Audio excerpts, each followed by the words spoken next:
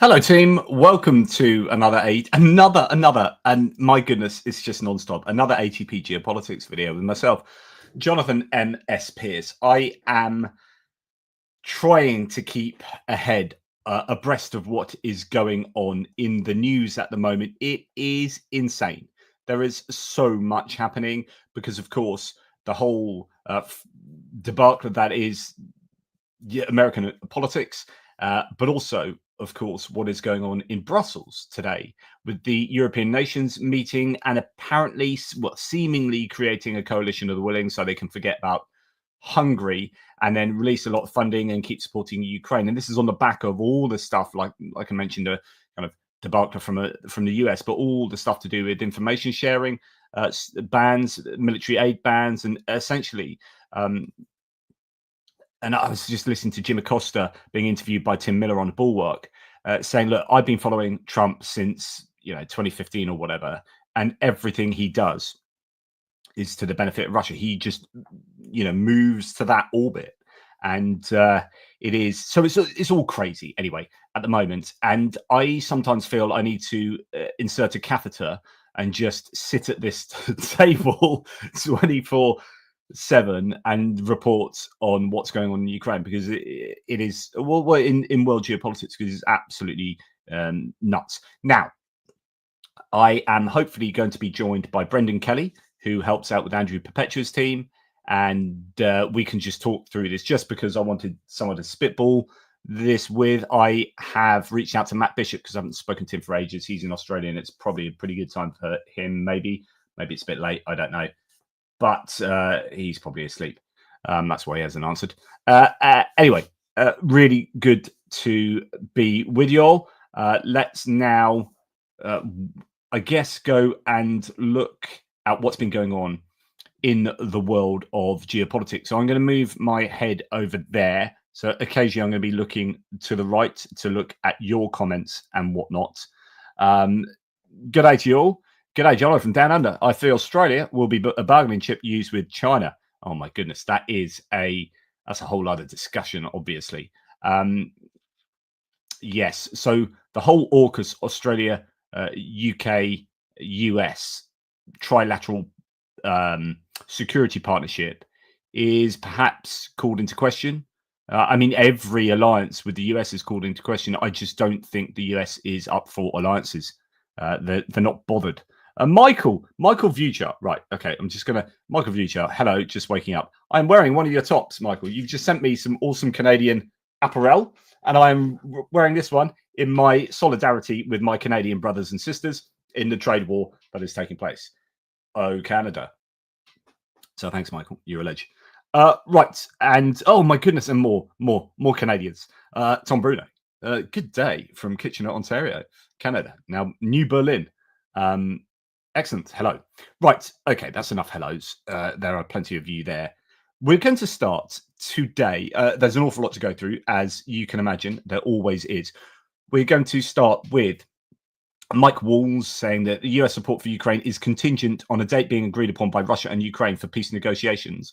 Ukrainian capitulation to Russia.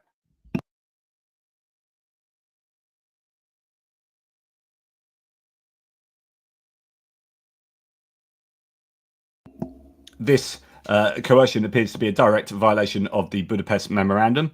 And will the US honor Section 2? So what's going on here? You can add to this financial coercion, all of the pressure put on Ukraine, USAID funding and stopping aid. And there's all sorts of coercion going on to force Ukraine to the negotiations, and no coercion going on for Russia.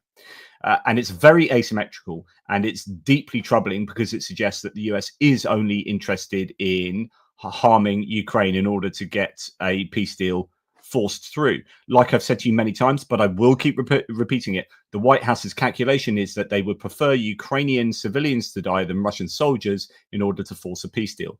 That, if you understand that calculation, then everything falls into place. Now, I talked to you about the Budapest Memorandum the other day, which is the agreement made in exchange for taking away Ukraine's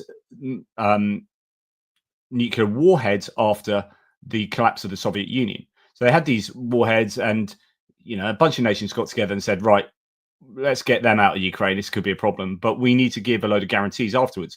And I said, because I believed incorrectly that this was a US security assistance assurance in light of Ukraine being attacked. However, Article 4 on there actually says the assistance is guaranteed if they are attacked with nuclear weapons.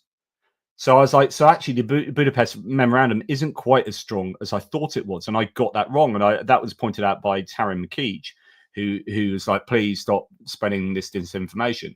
So I looked into it and yep, hold my hands up. However, Article 3, you can argue, is being or should be enacted. So the Russian Federation, the United Kingdom of Great Britain and Northern Ireland, and the United States of America, so these are the three. So this really only leaves the UK now because Russia's invaded. And the idea here is that the US is breaking this agreement. So the UK now needs to come to Ukraine's aid. So you could argue we're already doing that. And so therefore, this is kind of moot. Or you could argue that the US is in contravention of a kind of legally binding agreement or something.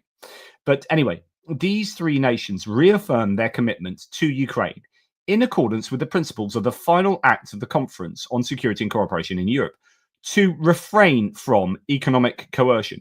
So these sides themselves need to refrain from economic coercion, designed to subordinate to their own interest the exercise by Ukraine of the rights inherent in its sovereignty and thus to secure advantages of any kind. In other words, if you are demanding to extract $500 billion worth of natural resources out of Ukraine in exchange for X, Y, or Z to coerce Ukraine to do A, B, or C, then this is in contravention of this agreement. So Ukraine could wave this back at the US and say, hang on, you have literally signed an agreement not to do this. Of course, the moment US are just kind of doing what they like anyway with regard to the law. So I don't know what can be done about this other than UK formally going to war with the US and Russia, because Russia have clearly already broken this. So anyway, I thought that was an interesting point concerning the Budapest memorandum. Okay, so on peace deals, Trump hasn't made a single aggressive move against Putin so far. Zero, says War Translated. This is something that many people are pointing out. He is doing everything to strong-arm Ukraine and apparently nothing to strong-arm Russia.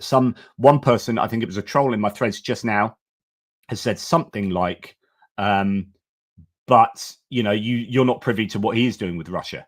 Well, what he is doing with Russia is meeting with them to agree that's what they've told us, to agree economic deals. So I don't think that's particularly strong-arming Russia. Anyway, what else? Within hours of Trump cutting off and targeting functioning of Ukraine's US-made weapons on the front, the US aims to lift Russian sanctions. So there are these rumors, haven't been confirmed yet, but the US President Trump's administration is reportedly, says a Kyiv Independent yesterday, ready to lift sanctions on Russia imposed after the start of the full-scale invasion in a reversal of US policy toward Moscow during its war with Ukraine. Now, if this happens, I warned months ago that if Trump wins the election, the worst thing that can happen isn't so much the not giving aid, although that is bad. It is lifting sanctions, because at the moment, Russia is economically in an awful lot of trouble. Now, I do wonder if the US lifted sanctions like that on on Russia, whether actually we start really properly understanding that the US are the bad guys here. And if that happens, it's already pretty evident, isn't it now? But if they lift the sanctions, then I'm sure there'll be a real protest within certain areas of the political landscape in the US, and certainly with the EU and Europe that are keeping up these sanctions. Now, the question then is, what's to stop him doing that? Well, what are the ramifications politically of him doing that? It appears that the Democrats at the moment in the US are functionally impotent anyway. Like, they don't control the House of Representatives, they don't control the Senate. So therefore, if Trump does that, there's still no legal, or there's no procedural challenge that can be laid against Trump.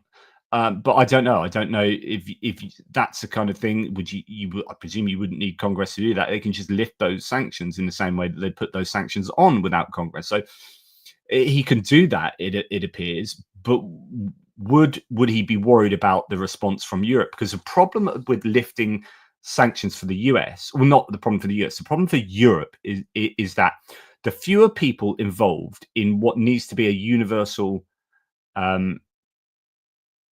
a universal policy, the more disadvantageous that is for the people that actually enact it.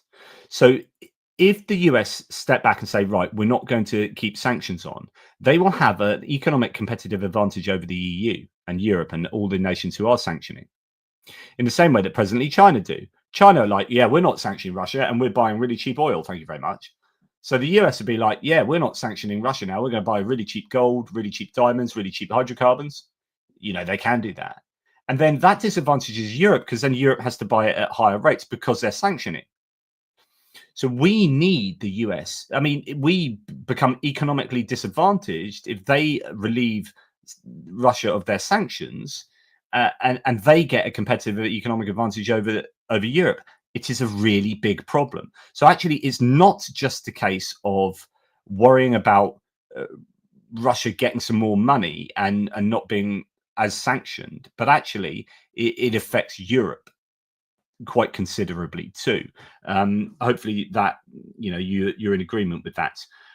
Okay, so and hello to everyone who is hanging out there. I am not able to check out the chat at the moment, so you know, don't ask me any questions directly, at least not yet, because I'm on the Todd on my own. Right, Russian media now flooded with praise for Trump with clips like this. So there are just lots of Russian propagandists and clips and whatnot that are showing Trump in favorable light. This just clearly illustrates that everything he is doing at the moment is for the benefit of Russia and not for the benefit of Ukraine. They are telling you that. They're telling you that very, very clearly. We have the CIA director, John Ratcliffe, in an interview with Fox Business, said that the US President Trump is a peace president. Interesting, he's a peace president because he's given Israel, what is it, 12 billion or 18 billion, and given Ukraine 0 billion. And that is allowing Russia to kill Ukrainians. That's not very, doesn't look like peace. That's civilians dying. So as I've said before, he would prefer Ukrainian civilians die than Russian soldiers. That's what happens if you stop giving aid to Ukraine. The death will come to civilians, not just soldier on soldier. The Russians, when they invade, their liberation invariably involves the death of civilians. When Ukraine succeeds, they do not target civilians. They go out of their way to minimize casualties for civilians. So, you know, that's not very peaceful, I don't think. Peace through strength. You know, he's talked about that, but he's not doing it, right, Trump? But then he's like, right, but we're going to give countless weapons to Israel to bomb the crap out of Gaza and these places where, yes, there might be some Hamas people, but there are an awful lot of civilians as well. So I just think it is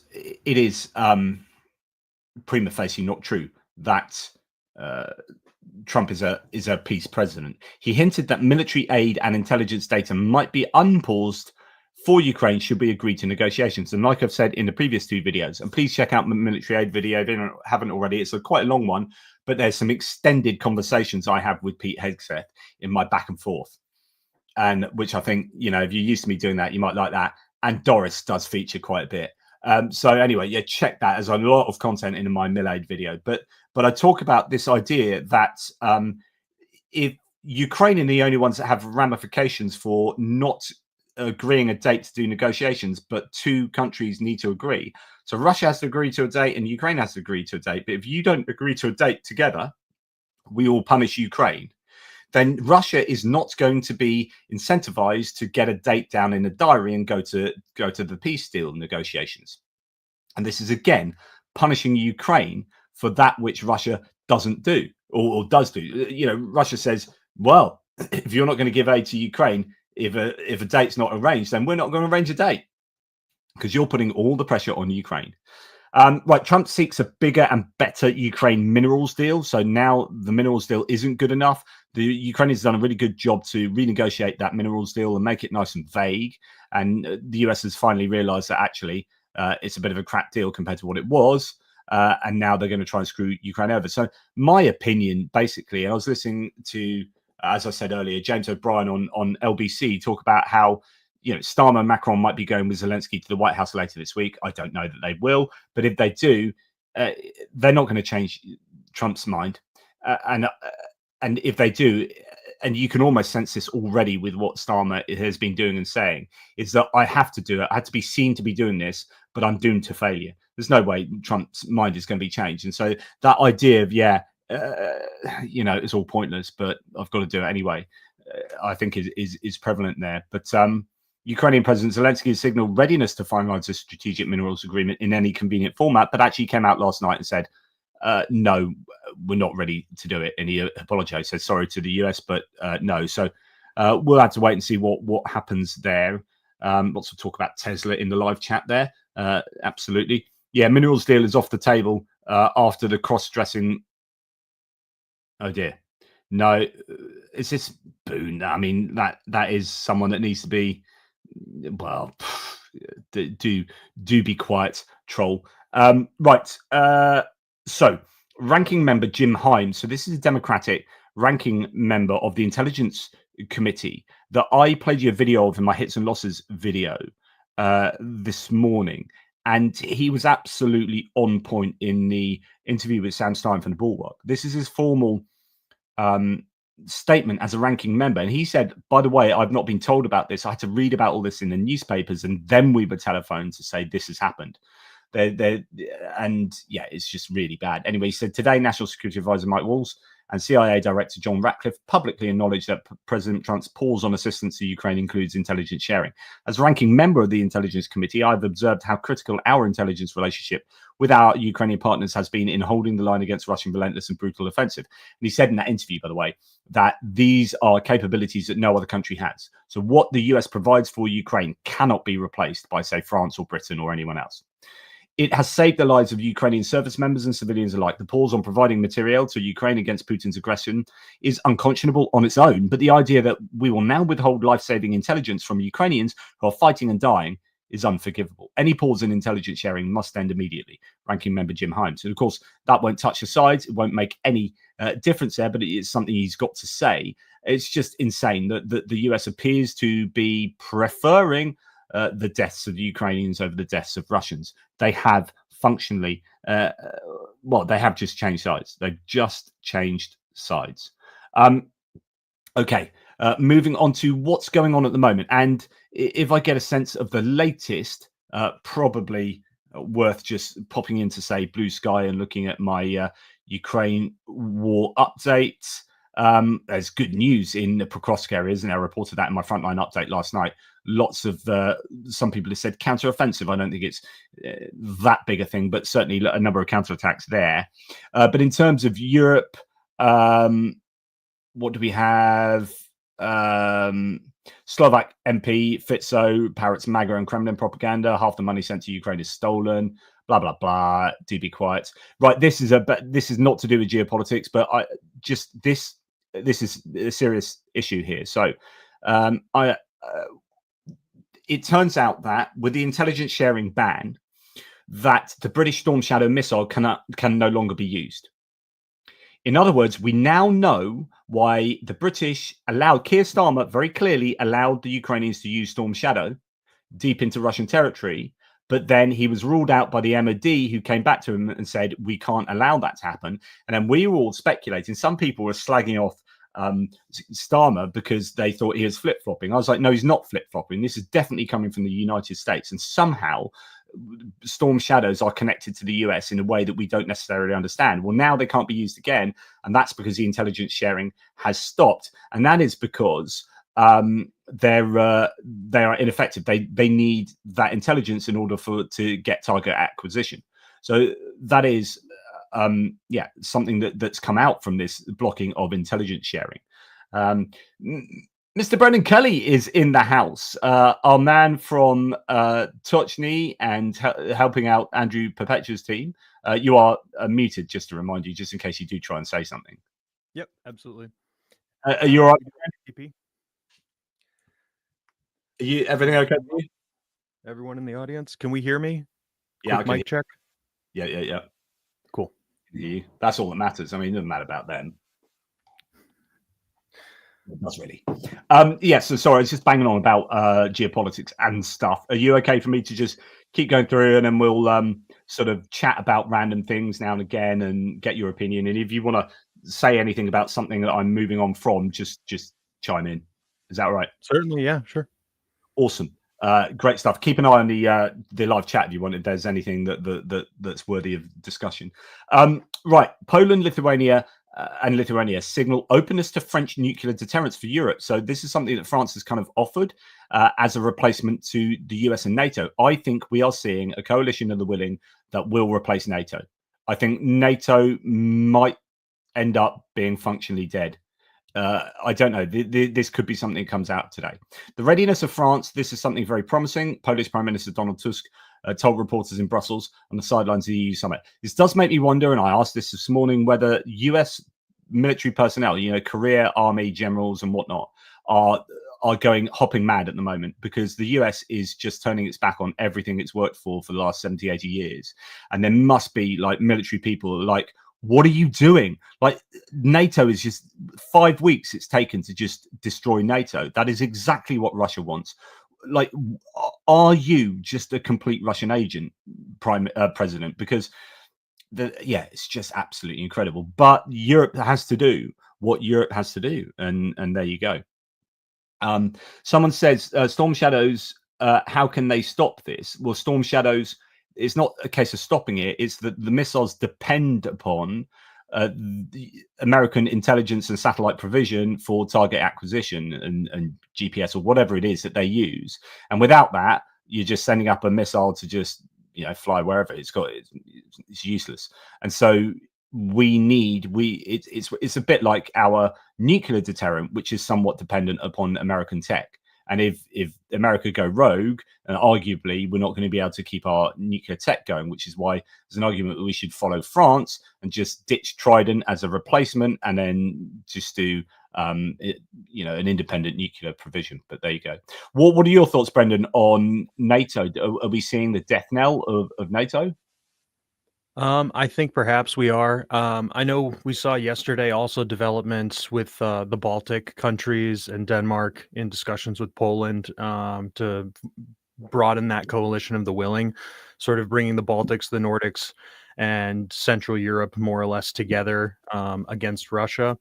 So I do think that you're starting to see, and you've discussed this here before, but largely this has been discussed when talking about NATO, how there are some members that are more capable but less willing, and there are many members that are less capable but quite willing. And I think what we're starting to see is the willingness, despite lack of capabilities. I think collectively they'll be able to formulate something pretty substantial, because I mean, we've already seen, like, the Russian army isn't this it isn't the second army of the world, as they like to describe it as, right? We've seen how Ukraine has been able to absolutely give them a horrible bloody nose, and I think you could describe it as worse than that. But I am a little worried that the alliance at large is going to maybe fracture and fray. Especially it seems now that that's becoming more of a mainstream talking point in U.S. politics among the right.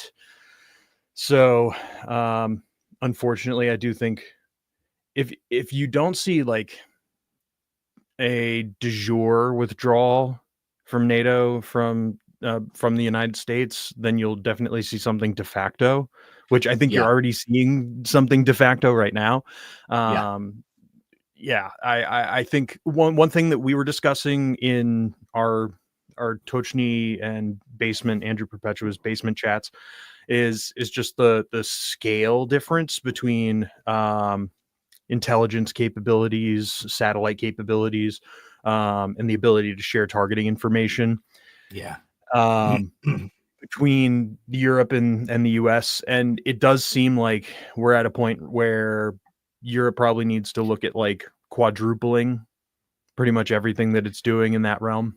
And that's why today, if they can get this $800 billion provision from Brussels, and then you've also got kind of unilateral decision making going on in countries to ramp up their spending, like in the UK, like in Czechia, we've just seen, like in many of the countries that are heavily involved here, then it can happen. Like, it's all about political will. So there is the money there. Like, it can be found. And then I was talking about Norway earlier, that have said they're going to significantly raise their expenditure, and they've got the sovereign wealth fund that's made an absolute killing off the war. And even Norway could just, I don't know, I was like, well, it could be like, that might be 500 million, but it could also be like 12 billion, where they're just like, hey, we're going to give 12 billion. We just won the lottery. Here's a whole bunch of money. And that's not to put the onus on Norway. It's not their responsibility, but there are options. Yeah, in regards to it being Norway's responsibility, I know Erland has been very vocal about this, where he does feel it is their responsibility. Yeah. It's like we have made profits off of this, but also, like, when you look at it from a very practical standpoint, Norway can't spend all of that money domestically without, tanking their own economy. So we really need to be thinking about, like, or Norway, I guess, needs to be thinking about a little more about, like, what should we be doing with this? What's the practicality of having this much money? Yeah. I'm going to repeat supporting it for apocalypse. I'm going to repeat my Doris analogy that I had on my last video that most people won't watch because I've only just put it out. There's too much content coming out today. It's just crazy.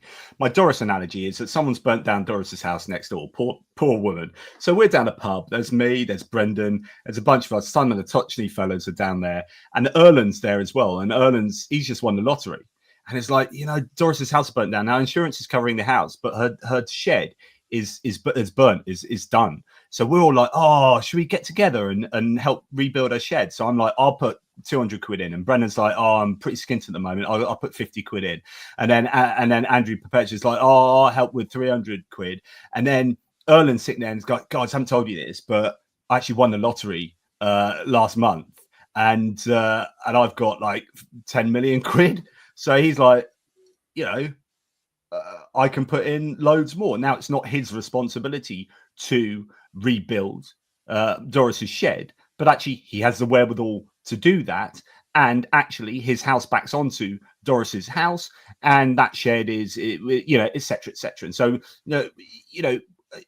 it is. Yeah, and Erland might have made money off of Doris's house burning down a little bit too. yeah. Somehow, I don't know how. He's like sold the footage to the media. He's like, I've made a killing off this. But yeah, exactly. And so you can expand the analogy. But like, if we're sitting in the pub, then actually we would find that acceptable that Erland went, well, I'm a millionaire and I'll pay a lot more than you guys, and that's actually fine because A, I can afford to, and B, I want to.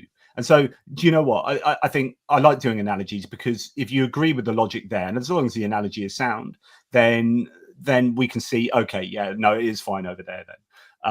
But anyway, and I just love talking about Doris because she's a beautiful woman. Right.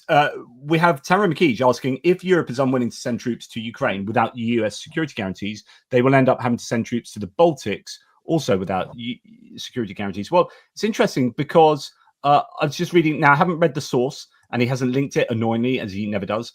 But Europe is developing a plan to deploy 10,000 peacekeeping troops in Ukraine, says apparently The Guardian. The initiative will be implemented independently of NATO. So there are things, different plans afoot. There's a Sky Shield plan, which I'm a big fan of, which is providing European nations providing air support defensively across Western Ukraine and maybe in central Ukraine. And I think that should be done, and I don't think Russia would be able to do too much about that. But right, anyway, back to Europe here. Kaya Kallas saying the EU is ready to create a coalition of the willing. So the way it looks like they're going to get around Hungary and maybe Slovakia is saying, right, we're all going to do this, and if you don't want to do this, then you don't do this. And this is kind of like there's a willingness here. I don't know that they can put anything in place to punish Hungary or to force them or anything like that. I think these things are difficult, but anyway, it will be a coalition of willing. Now, what you would hope is that everyone's in on that, rather than you start getting people going, well, Slovakia aren't and Hungary aren't, and so yeah, we're not too keen. And then some people are worrying that Giorgia Meloni is close to the US and Trump, and she might peel away. But then the flip side to Giorgia Meloni is that I'm also hearing that they might be cancelling a Starlink contract that she met with Elon Musk. I don't even remember, but like some months back, her and Elon Musk met, and you're thinking, oh, she's going to get into this orbit. But if they're thinking about not signing that and actually, making these signals that they are close to Ukraine than they are to the US in terms of geopolitics, then that's good. But anyway, so it's going to be a coalition of the willing is the point.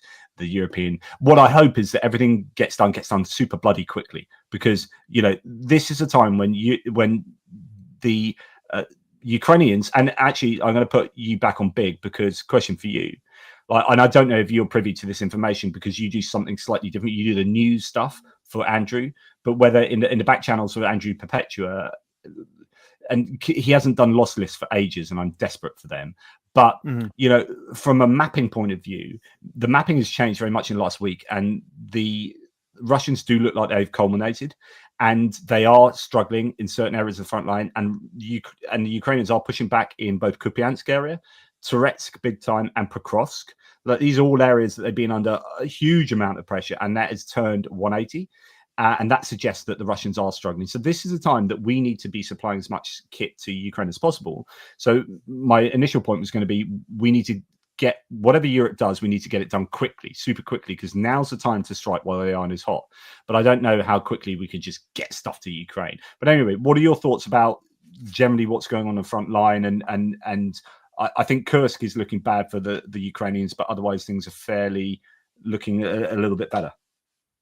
Yeah, the western edge of Kursk is iffy, and then you've had like the past 2 weeks kind of back and forths there with like some edges of Sumy Oblast. There's been claims, and then claims of disinformation, and claims of advance, and claims of disinformation. So we're seeing sort of like a kind of fog of war, gray zone kind of going on there. We have geolocated footage that shows Russians making incursions over the Sumy border, but it's like as one of the guys put it, it's a Zerg charge, and so they just run in and they get absolutely wiped out. So it's not like you have guys capturing trench lines or something like that in Sumy. That's not really what's going on. But the western edge of Kursk is fairly critical from what I understand. Kursk is one of my, I would say, probably blind spots. I don't pay attention to Kursk as much as other people do. I can speak a lot more to the front line in the south because I've been tracking that specifically. The Russian focus has really been shifting now from cross riverine assaults across the Dnipro. I mean, they do like 1 or 2 a day kind of thing, or every other day. And it's like a couple boats that get blown out of the water and everybody in them dies. But the Zaporizhia front line, they've really stepped up assaults there, not really successfully. And it's mostly in towards Orikhiv and Kamyanska. Yeah, I've noticed a few of these. There's been Surat Mats particularly claiming their gains here. I think the one yesterday was near Myrna a little bit, and that kind of. But yes, yeah, I've noticed that it has picked up there, where it's unmoving for months and months. Yeah, Zaporizhia was very static as far as relative to Donbass or something like that. But Zaporizhia front has really picked up recently, but not necessarily yielding much success for the Russians. We saw like where Zaporizhia Oblast and Donetsk Oblast meet, like over the last like couple months, there were a lot of Russian gains near Novodarivka, and then they kind of stalled out at this tree line, and they have not been able to get past this really dense sort of pattern of tree lines near Novodarivka for the better part of like 2 months now, I think. Interesting. Or maybe a month and a half. They've been stalled out there, and then they were focusing their energies more on trying to push in through Novovelisivka. Am I saying that right? Yeah. Velika Novosilka. Velika Novosilka. Yeah, sorry, I'm dyslexic in Ukrainian. Yeah. I actually so switched the letters around. Ask my teacher.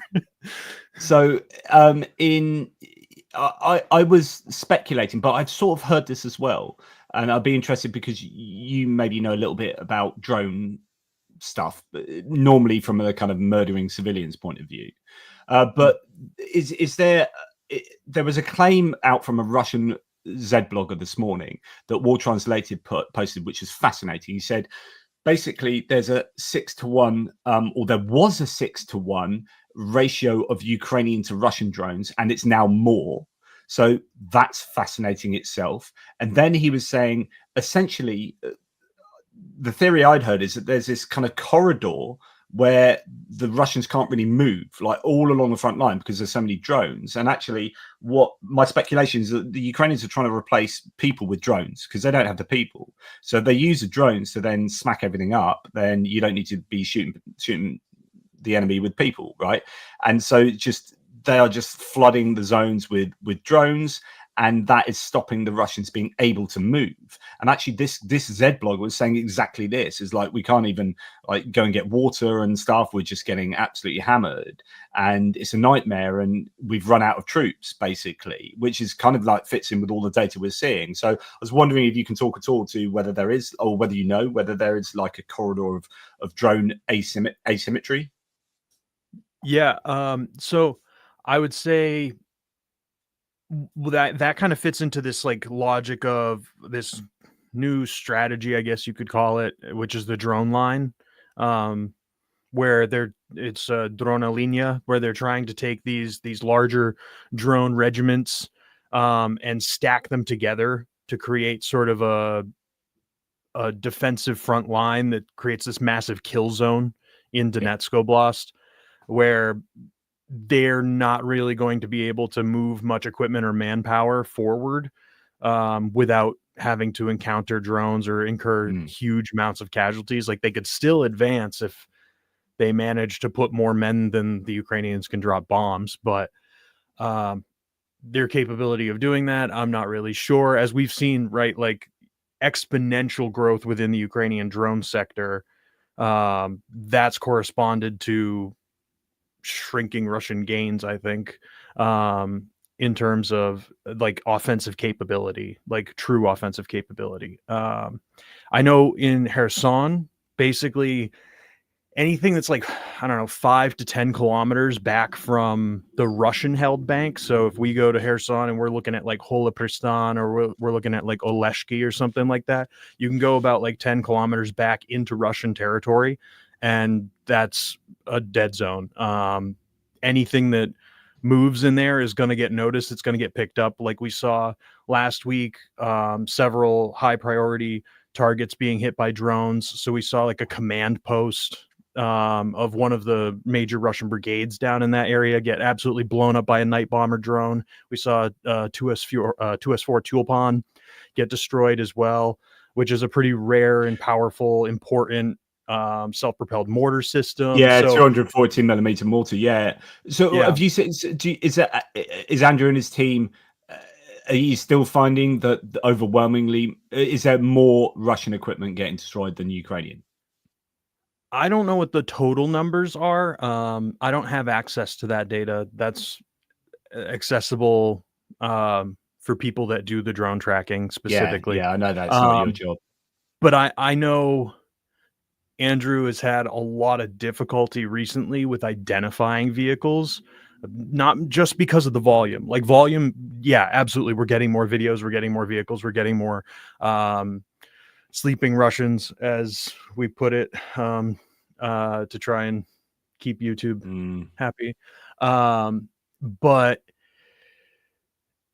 I imagine that it's a case of low quality drone footage right now is actually hampering his ability to accurately identify certain vehicles. I know that's been stressing Yeah. him out recently, and some of the other analysts out, is because we're getting like nighttime drone footage or thermal drone footage, and everything's on fire or everything's dark, and it's like you just have to identify blob and then figure Yeah. out what is this blob, make some educated guesses, and sometimes you can't identify it. So I know Yeah. that's been throwing him back a little bit. And then also with the disruption of intelligence infrastructure and communications, we've been in contact more with Ukrainian units just to try and mitigate some of the gaps Interesting. as well. Fascinating. So that's Is it? time consuming as well. Yeah. Is he upbeat about Russian losses? Just generally, like,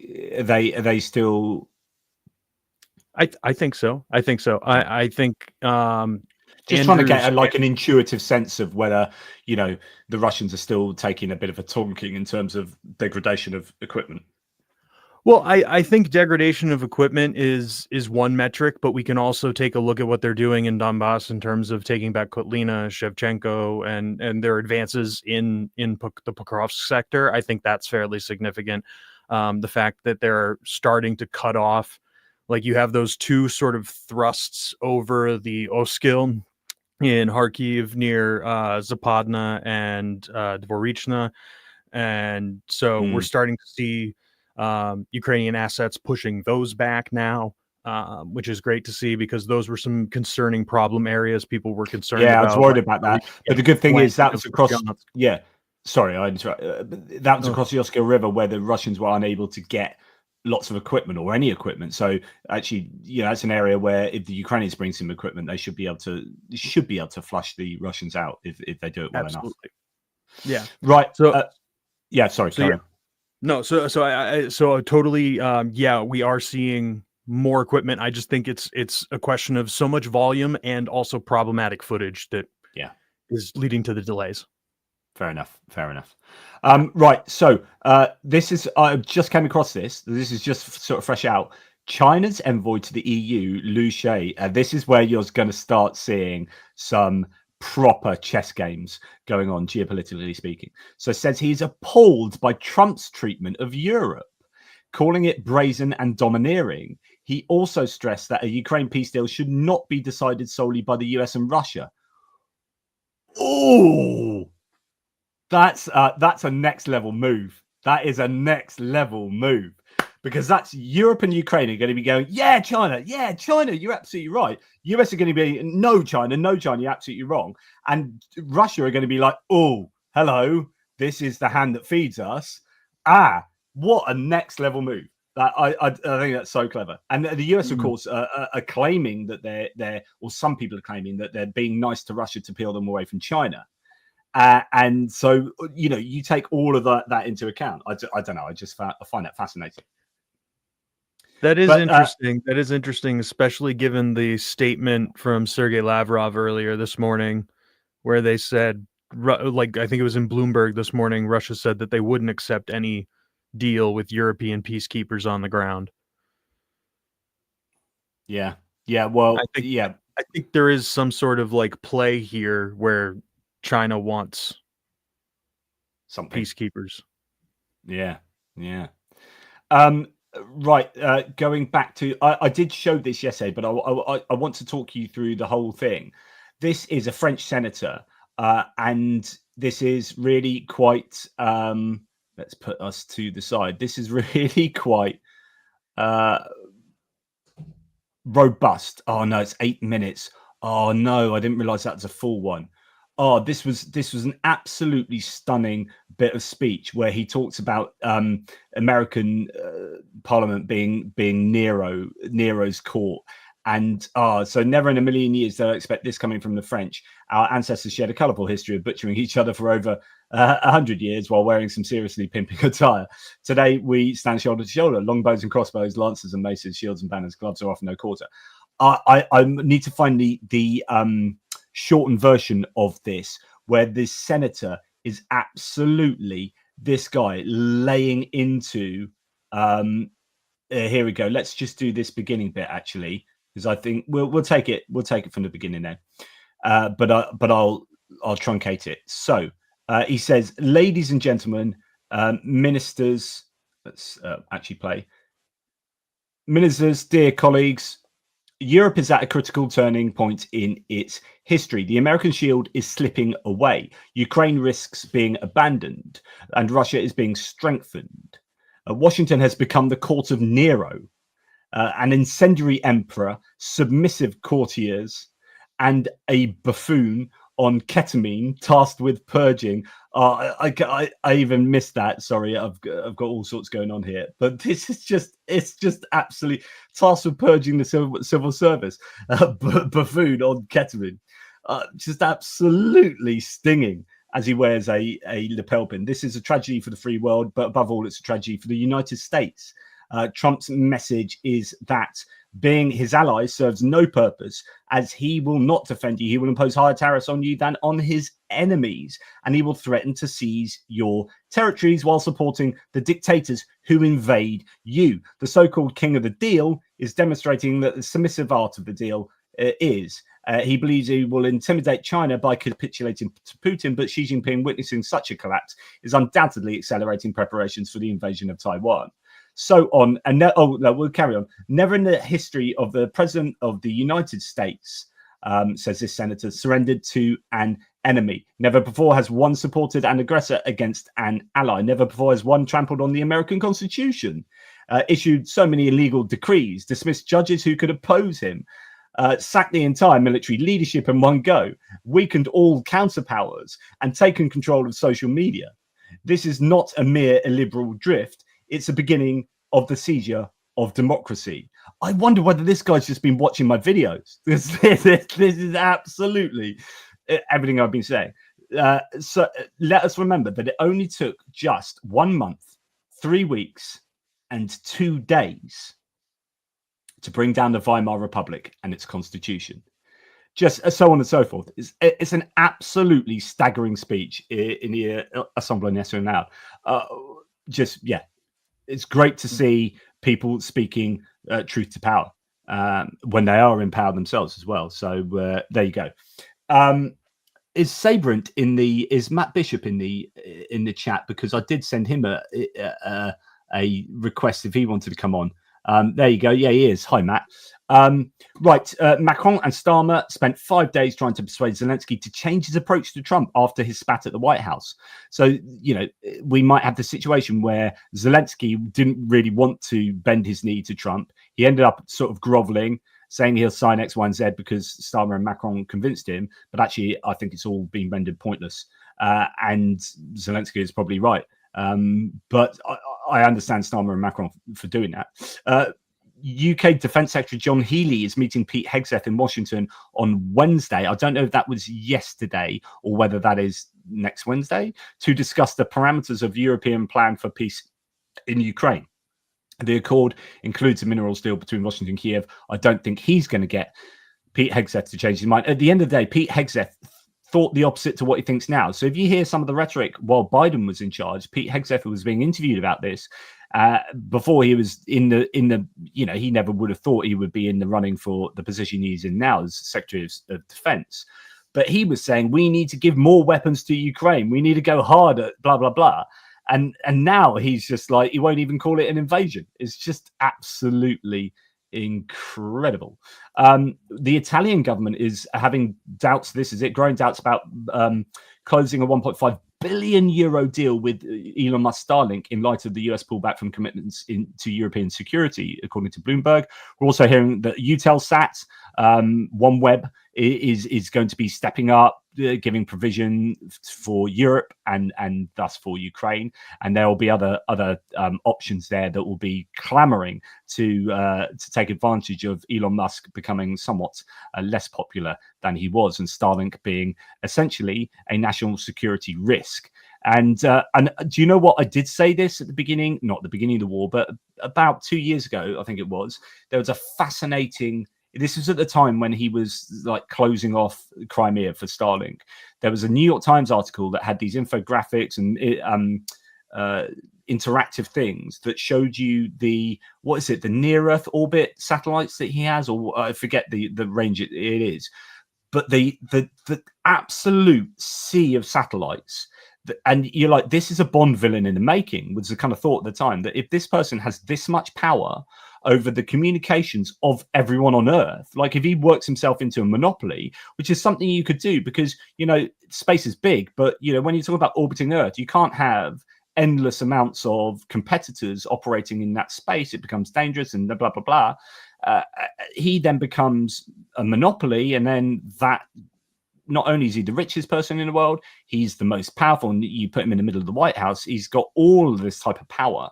So it's really good, just from a competitive point of view, just from an economic point of view, I would argue that there are other companies that are saying, actually, no, you know, this is dangerous, and if the US go rogue or Elon Musk goes rogue, then that's our defense communications compromised. We need other options, and I think you're going to start seeing that now. Sorry, it's a lot of me talking. I don't know if you've got any thoughts on that. No, I think the danger of hyper corporations is becoming real. I think the defense industry was slow to realize, and I think this ties into something that Ryan Macbeth has kind of pointed out, how that in the U.S. it's actually the tech industry that really controls the political machine now, not the military industrial complex like it used to be. 100%. Yeah, so the military industrial complex actually kind of got outplayed by the tech sector here. Yeah. And now they're realizing, oh, we are, as businesses, just our existence is now compromised by the the inhuman amounts of wealth that can be accrued by few powerful individuals. When you look at who was at the inauguration, and he was lined up with your Zuckerbergs and your Tim Apple, as he'd like to say, and all these people, and then you can add in Peter Thiel, David Sachs, those kind of broligarchs, South African broligarchs, and then you're like, he's pumped $350 billion in a pump and dump scheme into crypto. Oh, look, all five of the cryptocurrencies were connected to David Sachs. Oh, look. And then Joe Rogan was just interviewing Elon Musk, and it was Joe Rogan didn't realize like the dynamics of the conversation, but he was talking about, oh, this should be illegal. Like, why is this not illegal that you can't dump and pump and dump and the reaction of Elon Musk, who knew this, he's fighting against regulation, like going, oh yeah, and then he changes the subject, and it's just, there's this delightful interaction between Joe Rogan, who should have been like, why is this illegal, and what are you doing to, you know, and Elon Musk being effectively somewhat complicit in this whole thing. Anyway, it was a delightful interaction to see. But yeah, just these oligarchs controlling things in the US is insane. And then when you look at what the government is doing at the moment and the decisions it's making to the benefit of Elon Musk, to the benefit of David Sachs, and when you also look, interestingly, about the tariffs and the up and down of the tariffs and how people were gaming the market just before the tariffs were there was insider trading. Now, it's always been a problem in both parties of insider trading, but like, they were insider trading on crypto, they're insider trading on stocks and shares as a result of government decisions, and this is a kleptocracy that we are seeing. Absolutely incredible. But they treat it like it's their casino. Yeah. Except casinos are at least somewhat regulated, turns out. European Parliament faction proposes to sideline pro-Russian Hungary's veto power after blocked Ukraine aid, and we've kind of talked about that in terms of a coalition for the winning. Orban did go to France last night to meet with Macron, though, and I do wonder what they were discussing, because I guess Macron would have been trying to, you know, at least you got to try diplomacy first and smoothing it over, and then if he continues being difficult, then you're like, well, sod you, screw you. We had Lex Walesa, who was the previous is it president or prime minister of Poland? So following the US decision to halt military aid to Ukraine, a group of former Polish political prisoners and opposition leaders, including Lech Walesa, have sent a letter condemning Trump's treatment of Zelensky and urging the US to uphold its commitments under the 1994 Budapest Memorandum.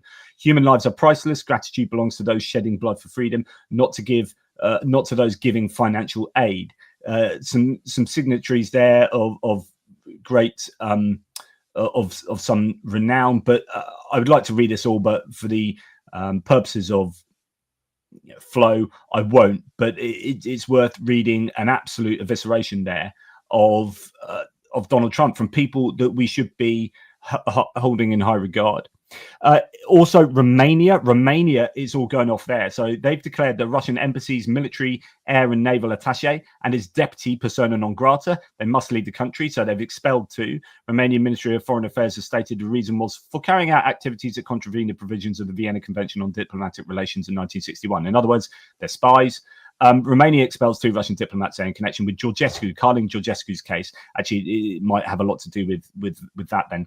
Romania said on March 5th that it expelled a Russian military attaché. Oh, yeah, that was it. And Makovsky and his deputy for breaching diplomatic rules of conduct. So, yeah, they'll be spies. And then it's those two. But then we hear about this.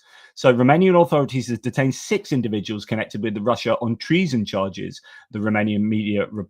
The Directorate for Investigating Organised Crime and Terrorism says the criminal group had plans to undermine Romania's sovereignty and stage a coup d'etat. So it's happening in Romania, and that's good news that these are being rooted out because they are almost certainly connected to Russian political interference.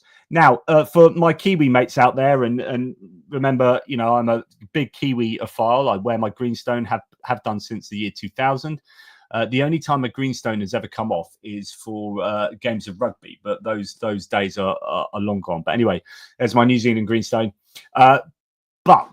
Please explain to me what's been going on here. So New Zealand has fired the envoy to UK who questioned Trump's grasp of history. Well, I think that would be absolutely fine. I don't think he has a grasp of history. So pathetic self-censorship, says Edward Hunter Christie, by New Zealand. But it goes to show how terrified Western governments now are. These are ugly times. So I think that's poor form. But I don't know. I don't know enough about this to comment. So we'll move on. Actions of the US president are a wake-up call for us to unite and create our own center of gravity, said Turkish Foreign Minister Hakan Fidan. Looks like Turkey is siding with Europe, quite interestingly, and they've offered to put peacekeeping troops in. They've offered to be a host of, mediator to peace talks. They have a foot on both sides of the fence, Turkey. They launder a lot of Russian money. They haven't sanctioned Russia, but also they're very rhetorically on the side of Ukraine. And they talk about even Crimea having territorial integrity and sovereignty for Ukraine. Or Ukraine having sovereignty over Crimea. And that is, and they're very strong when they say that. They repeat it quite a bit. And Crimean Tatars, I think, might have something to do with that.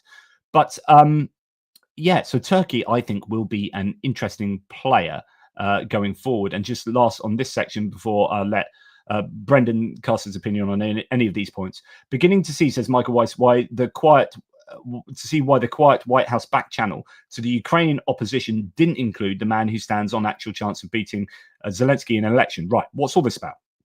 So I reported in my breaking news update that the US has also been talking behind the back of Zelensky to opposition leaders to try and unseat Zelensky, it appears, and hold an election during martial law, which is unconstitutional, and try and support the opposition leaders of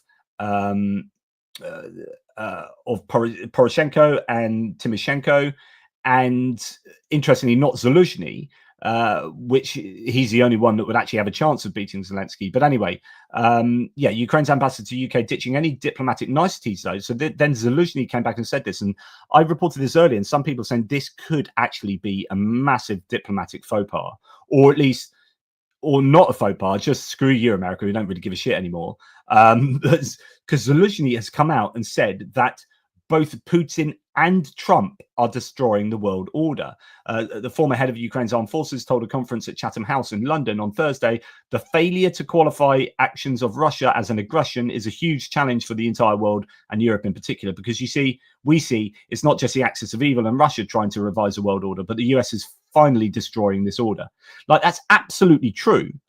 But you can bet your bottom dollar that the US will pick up on that. But then the interesting point is, before I let Brendan get a word in edgeways, the interesting point there is that he would be the only person with a chance of beating Zelensky. So if they say, look what Zelensky's saying, but actually Zelensky's pro-war, and so they won't want to do that. And so actually Zelensky might be in a position where he can criticize the US, because any comeback to Zelensky is going to be counterproductive for what they want, which is a replacement for Zelensky. But the likely person will be Zelensky, and he feels the same way. So actually, that's fascinating, given that they've gone to the two people much lower down that would have no chance of getting re-elected, or getting, well, actually both would be re-elected because they've both previously been presidents. So anyway, a lot of stuff there. Any thoughts on any of that?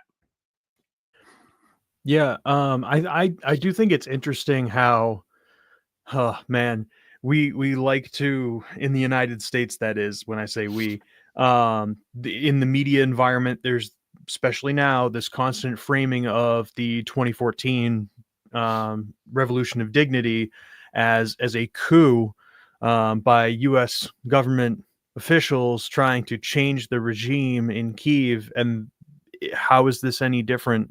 How is the Trump administration talking to Batkivshina or any of the other opposition parties any different? And yes, Valery Zelensky is the only guy that stands a chance. But honestly, if there was an election, if the Republicans want this election to happen, let's just entertain the idea. Let's do it. If it happens tomorrow, Zelensky still wins the presidency. So, and I mean, if Zelensky isn't in the election, then Zelensky wins the presidency. So to your point, yeah, it's pro-war either way. And what this is, in my eyes, and I've asked some Ukrainians how they felt about this, because I saw this and I was like, what is going on here? I need to hear some people's opinions on this. And they said their actions speak for themselves. I'm at a loss for words. So Ukrainians themselves do not, I think, really want to entertain the idea of these sort of back channel talks with opposition parties, because it gives the exact same optic that well, not that there was any sort of, meddling within the Kyiv government in 2014, right, by the United States. Actually, we saw Victoria Nuland was actually trying to stop the regime change in many cases, not accelerate it like the far right in the United States likes to portray. When that's exactly what they're trying to do here. They're trying to accelerate regime change. So it's a complete hypocrisy in terms of what's going on here with the way that the Trump administration is trying to deal with opposition parties, because they don't like the truth. And that's it. I think that's it. The hard truths that Valery Zelensky and Zelensky stand by, the hard realities on the battlefield, the Trump administration doesn't want to accept that as reality, because it would mean they would have to do something or act against their own interests. So, and financial interests, their own, alliances, whatever it might be, whatever kind of shady deals they have going on with the Russians in back channels, right? So I think that's really it, right? It is, in my eyes, the start at some kind of regime change that is completely flies in the face of supporting Zelensky through the war. What we've done for the last 3 years, I think it completely undermines that. Yeah. I've just had an answer on what's going on in New Zealand, and I forgot, of course, Jacinda Ardern as the previous, well, not the previous, then there was an interim, so she stood down. She was pretty popular, but then post-COVID, people were like, yeah, and then they eventually had a Conservative government, and it's them that are, well, this person seems to say the Conservative government NZ is a bunch of, well, morons. So they're probably trying to align themselves with Trump. That could be why that happened. Right. Yeah. We're going to go. Oh, sorry. Yeah. Could I say something just really quickly on New Zealand? Yeah. So with the change of government in New Zealand, they're also, like, New Zealand finds itself in kind of a complicated geopolitical picture right now, because New Zealand was catching a lot of flack before all of this for having too many close ties with China. So a lot of the AUKUS and Five Eyes countries were looking at New Zealand and being like, your business dealings here, your dealings with people who are known Chinese intelligence assets. This is concerning and compromising. And then the swing all the way to the Trump right is pretty dramatic as well. So you do see now that like New Zealand is finding itself kind of heading more towards this reactionary conservatism through closeness with, like they said, Trump-esque morons on the far right. Interesting. Thank you for that. We have, so we're just moving on to a little bit of polling, actually. Citizens are not happy at the way Trump is handling Ukraine. A new Ipsos poll conducted in the last 2 days shows leaking support. Indeed, the president is behind on every issue, not just Ukraine. Startling 50% versus 33% think foreign policy is on the wrong track. And actually, even though I talked about this with sort of looking at Harry Enton, who was saying, well, actually, Republicans are kind of on side with what Trump is doing with Ukraine and Zelensky. And he was saying that, therefore, that Trump was reflecting the mood of the Republicans. And I completely disagree. I said, no, he's driven the mood. It's really important. Like and I played a whole host of like Fox videos and interviews with the Trump administration and MAGA rights, and they have been for a very long time absolutely critical of Zelensky and Ukraine. And so therefore, if you sit and watch Fox News all day and listen to talk radio, that's your opinion. And that is driven your opinion. You don't wake up with a new opinion in the morning. It's completely rational and that you've cogitated over in your sleep. You wake up in the morning with broadly the opinion you had the night before, and that opinion was derived from all the information that you gather on a daily basis. And if you sit and watch Fox News all day and you listen to talk radio and you hang around people that are MAGA, then you are going to be living in an ecosystem that is going to feed you your opinion on Ukraine. And so the Trump administration is driving opinion. It isn't reflecting opinion when it comes to things like Ukraine.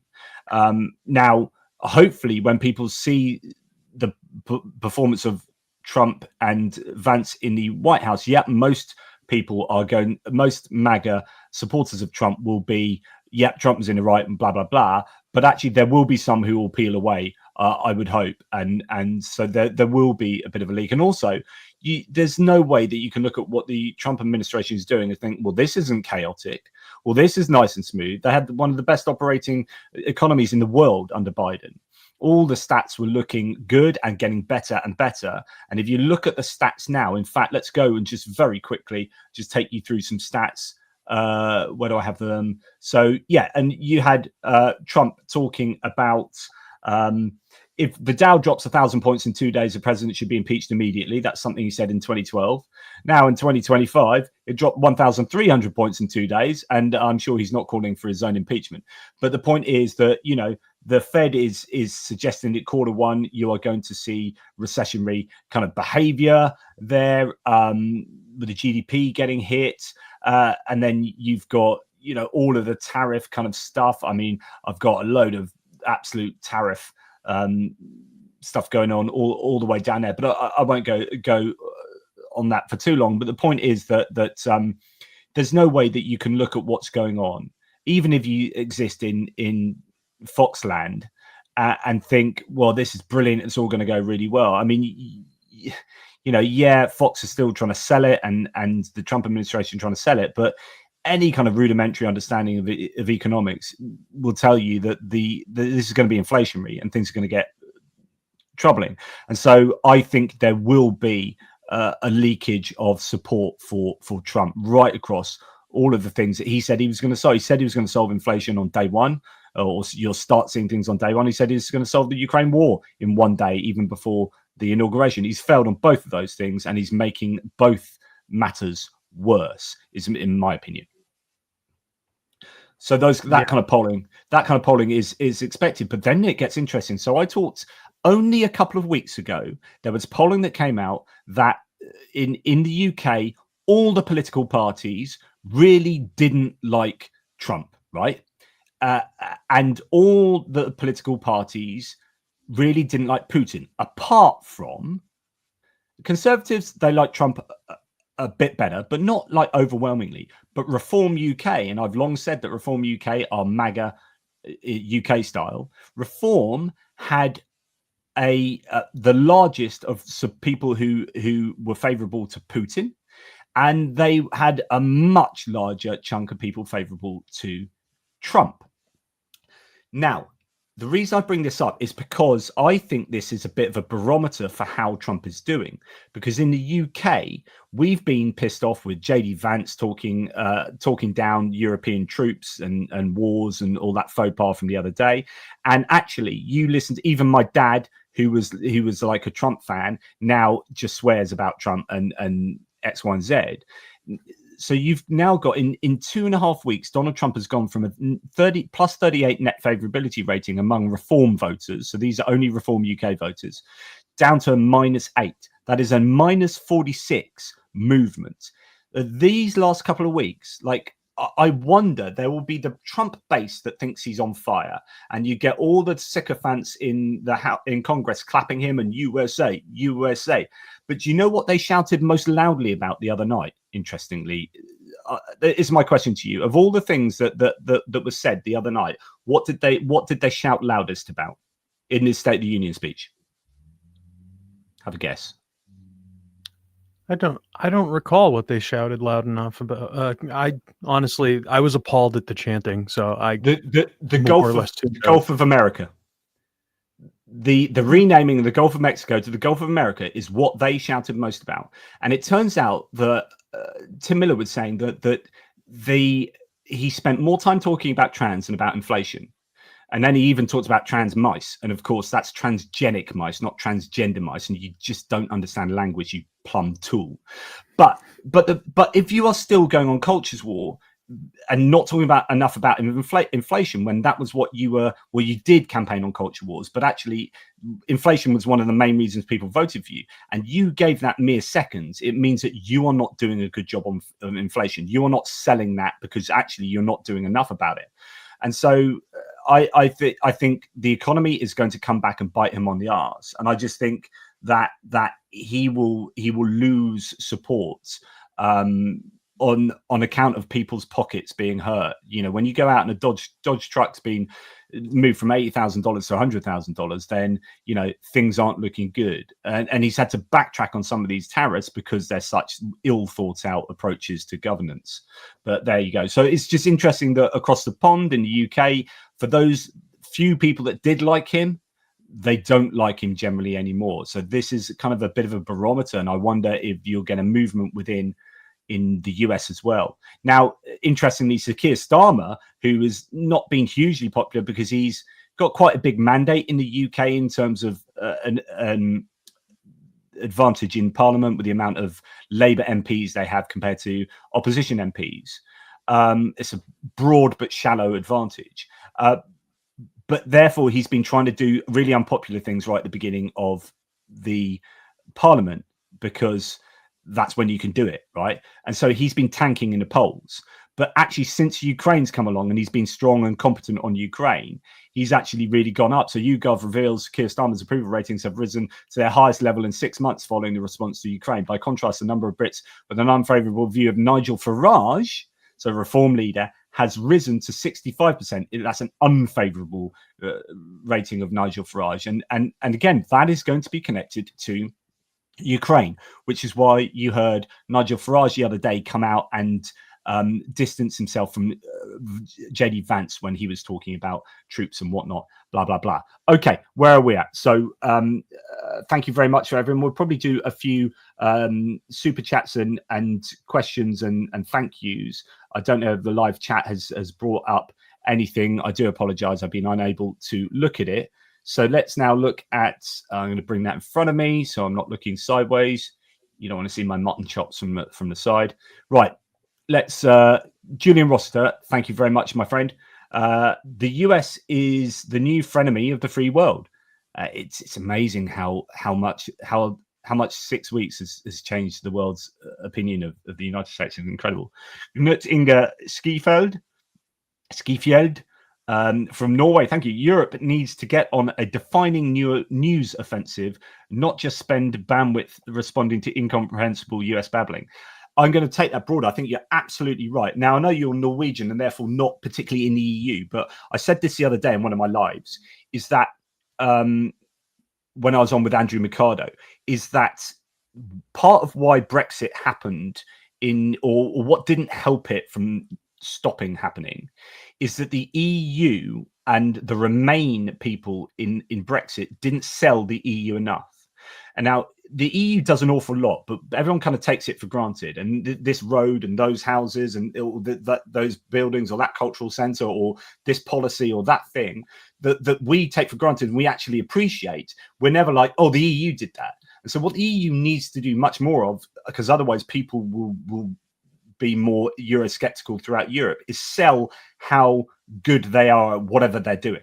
This is what Donald Trump does so well, and he does it even when he's not responsible, like the chips. And so, like, he's just announced a bunch of stuff to do with chip manufacturing, right? Semiconductor manufacturing. He's like, yeah, check out how amazing I am. And it's like, that's Joe Biden's Chips and Science Act, you absolute douchebag. But of course he doesn't care, he just lies. But I don't advocate lying, but what he does do is like, hey, I did this, I'm amazing, like I'm cool, this is brilliant, I'm awesome, this is awesome, I did that. And he does that all the time, all day, every day. The EU needs to do that. We need to be spending more time celebrating democracy, celebrating transparency, celebrating all the good things that we do, and not just do them and say, well, that's what we should do. It's almost like, you know, as teachers, when you got a naughty boy, you're like, you gotta be much more positive. You need much more positive reinforcement. Oh, well done, little Jimmy, for breathing. Well, that's really good breathing, because if you didn't breathe, you'd die. You know, like, it's like, well, should we really congratulate people for breathing? No, but okay, but we need to generate this positive reinforcement. Okay, so that's that kind of mindset, whereas we need to kind of say, we shouldn't really need to congratulate the EU for like doing this and doing that. It's kind of what they're there for. But actually we do, because if we don't do that, then people forget that that's actually what they do. And the same for any kind of government. We're learning this from Donald Trump. If you don't shout about your successes, then you are just leaving yourself open to the other people shouting about your failures. Any thoughts? Yeah, absolutely. If you don't become for something and you just identify yourself entirely as against something else, and we saw that with, I think, mostly that was the rhetoric behind the Democratic campaign this past presidential election. It doesn't resonate and doesn't manifest. It doesn't bring out voters. But when you have policy that you can stand behind and you protect that policy with a positive information environment, like refunding local journalism is probably one of the best things that could probably be done, so that local governments can be held accountable by local journalists. And then also people can understand what does my local government do, because I don't know necessarily what that relationship is like in the UK or in EU or other European countries, but in the United States that doesn't exist. People do not know what their local government does. People do not know what their state government does. People do not know what the US government does. They just see it as these large entities that ask me for money once a year and I don't want to give it. And so then they fall into that pipeline that slowly becomes Trump Town. Yeah, Timothy Snyder talks about this in his book On Freedom, his latest book. He talks about the importance of sort of local news media outlets. Yeah, good stuff. Thanks, Nut. Walt M, thank you very much. Appreciate your continued efforts, Jonathan, for the tea fund. Thank you. I've just finished my cup of tea, but if I have another one, I will wet myself. So no one wants to see that, which is why I think I should have a catheter so I can do 24/7. Yeah. I was going to give you an anecdote when I had stem cell therapy, but I won't do. It was that's my anecdote. I should have done a pub, not with 500 people listening on internationally. So we'll leave that catheter anecdote to the pub next time. Next time we have a drink, Brendan, I'll let you know. So can Europe replace the? Can Europe replace the American surveillance, AWACS, and satellites short term? I think this is something they're going to struggle to do. There are some capabilities. I've been wondering what the hell's been going on with the Swedish planes that were donated ages ago and don't appear to be operational. These AWACS equivalents of planes with the long radars that have kind of, I think, is it 270 degrees of coverage. And I don't know whether the delay has been training people up or whether the Americans put a stop to them being used, but the Swedes did provide something, and I would definitely like to see them being used. But yeah, whether we can fully replace the American capabilities, well, I think we can't. That's what Jim Hines said in his interview on the Bulwark. He said, I am ranking member of the Intelligence Committee, and there are things that we can do that no one else can do. And that's what we were providing for the Ukrainians, and that's now no longer being provided, and no one can replace that. So yeah, we can step in, and we are stepping in. Apparently there are like more surveillance planes from Europe doing the stuff, but we won't be able to fully replace what they did. Yeah, the UK has slightly more capabilities than some of the other European partners in this capacity. So the UK is going to be instrumental in making sure that this continues, or really, I think the development of a completely separate network at this point is what we need to be talking about. Yeah, so if you live in the UK, I've only watched the first one. It's just reminded me I need to watch more of them. But there's series 2 of Top Gun, RAF Top Gun or something, and it's about it's a really the one episode I saw was just so brilliant about what the RAF are doing around the world, and obviously concentrating an awful lot on what they're doing with regard to Ukraine. And one of the missions that they followed, like literally with cameras in the planes doing this, or obviously they have their own cameras, but they've had access to, was one of the RAF planes that I didn't realize so we've got bases in Romania, the NATO base in Romania, and we've got an RAF base in Cyprus, so that's in the Mediterranean. So we fly short range flights off those two, and they can access the Black Sea and Ukraine, right? But our radar plane takes off from the UK. So it takes off all the way from the UK, goes and does that, and then goes all the way back. And so they have to then meet this plane and accompanying it, and they basically get us basically to Crimea. Like, I can't believe how close to Crimea they get before the Russians are like then threatening them. If they come any closer, they'll shoot them. Anyway, it's fascinating insight to how they put these missions together and how they feel about stuff. And yeah, so it's on Channel 4 for those in the UK. Go and watch that. Really, really interesting. X-Penguin, who has the most awesome avatar because it's my NAFO patch from the last campaign. Legend. X-Penguin 95. Though unrelated to Ukraine, a US academic mentioned that Trump has halted science research grants. Yes, NIH, so the funding cuts to National Institute of Health, and then all sorts of different departments. Only research aligned with his admin's agenda is allowed. A plan is in motion, but for what outcome? So, right, what Doge is doing is insane. It's just insane.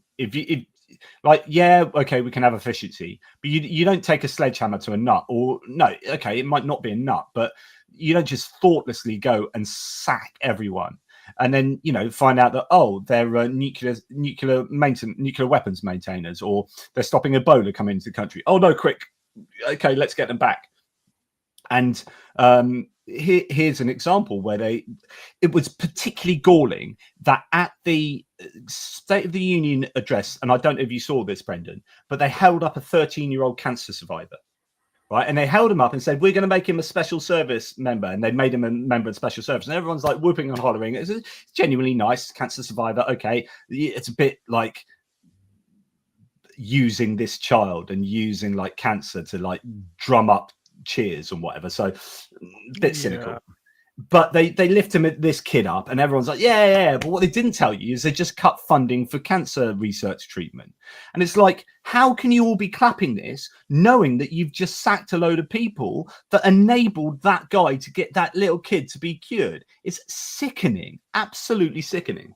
Anyway, there you go. Yeah, there's been some discourse about that. As fallout, the Democrats themselves didn't clap for anything except when he mentioned millions of dollars to Ukraine. They kind of tried to hijack that and turn that into their own opportunity for applause. But yeah, the optics of that for many Americans, speaking for myself and speaking to some of my friends and my personal circle, it's pretty disgusting.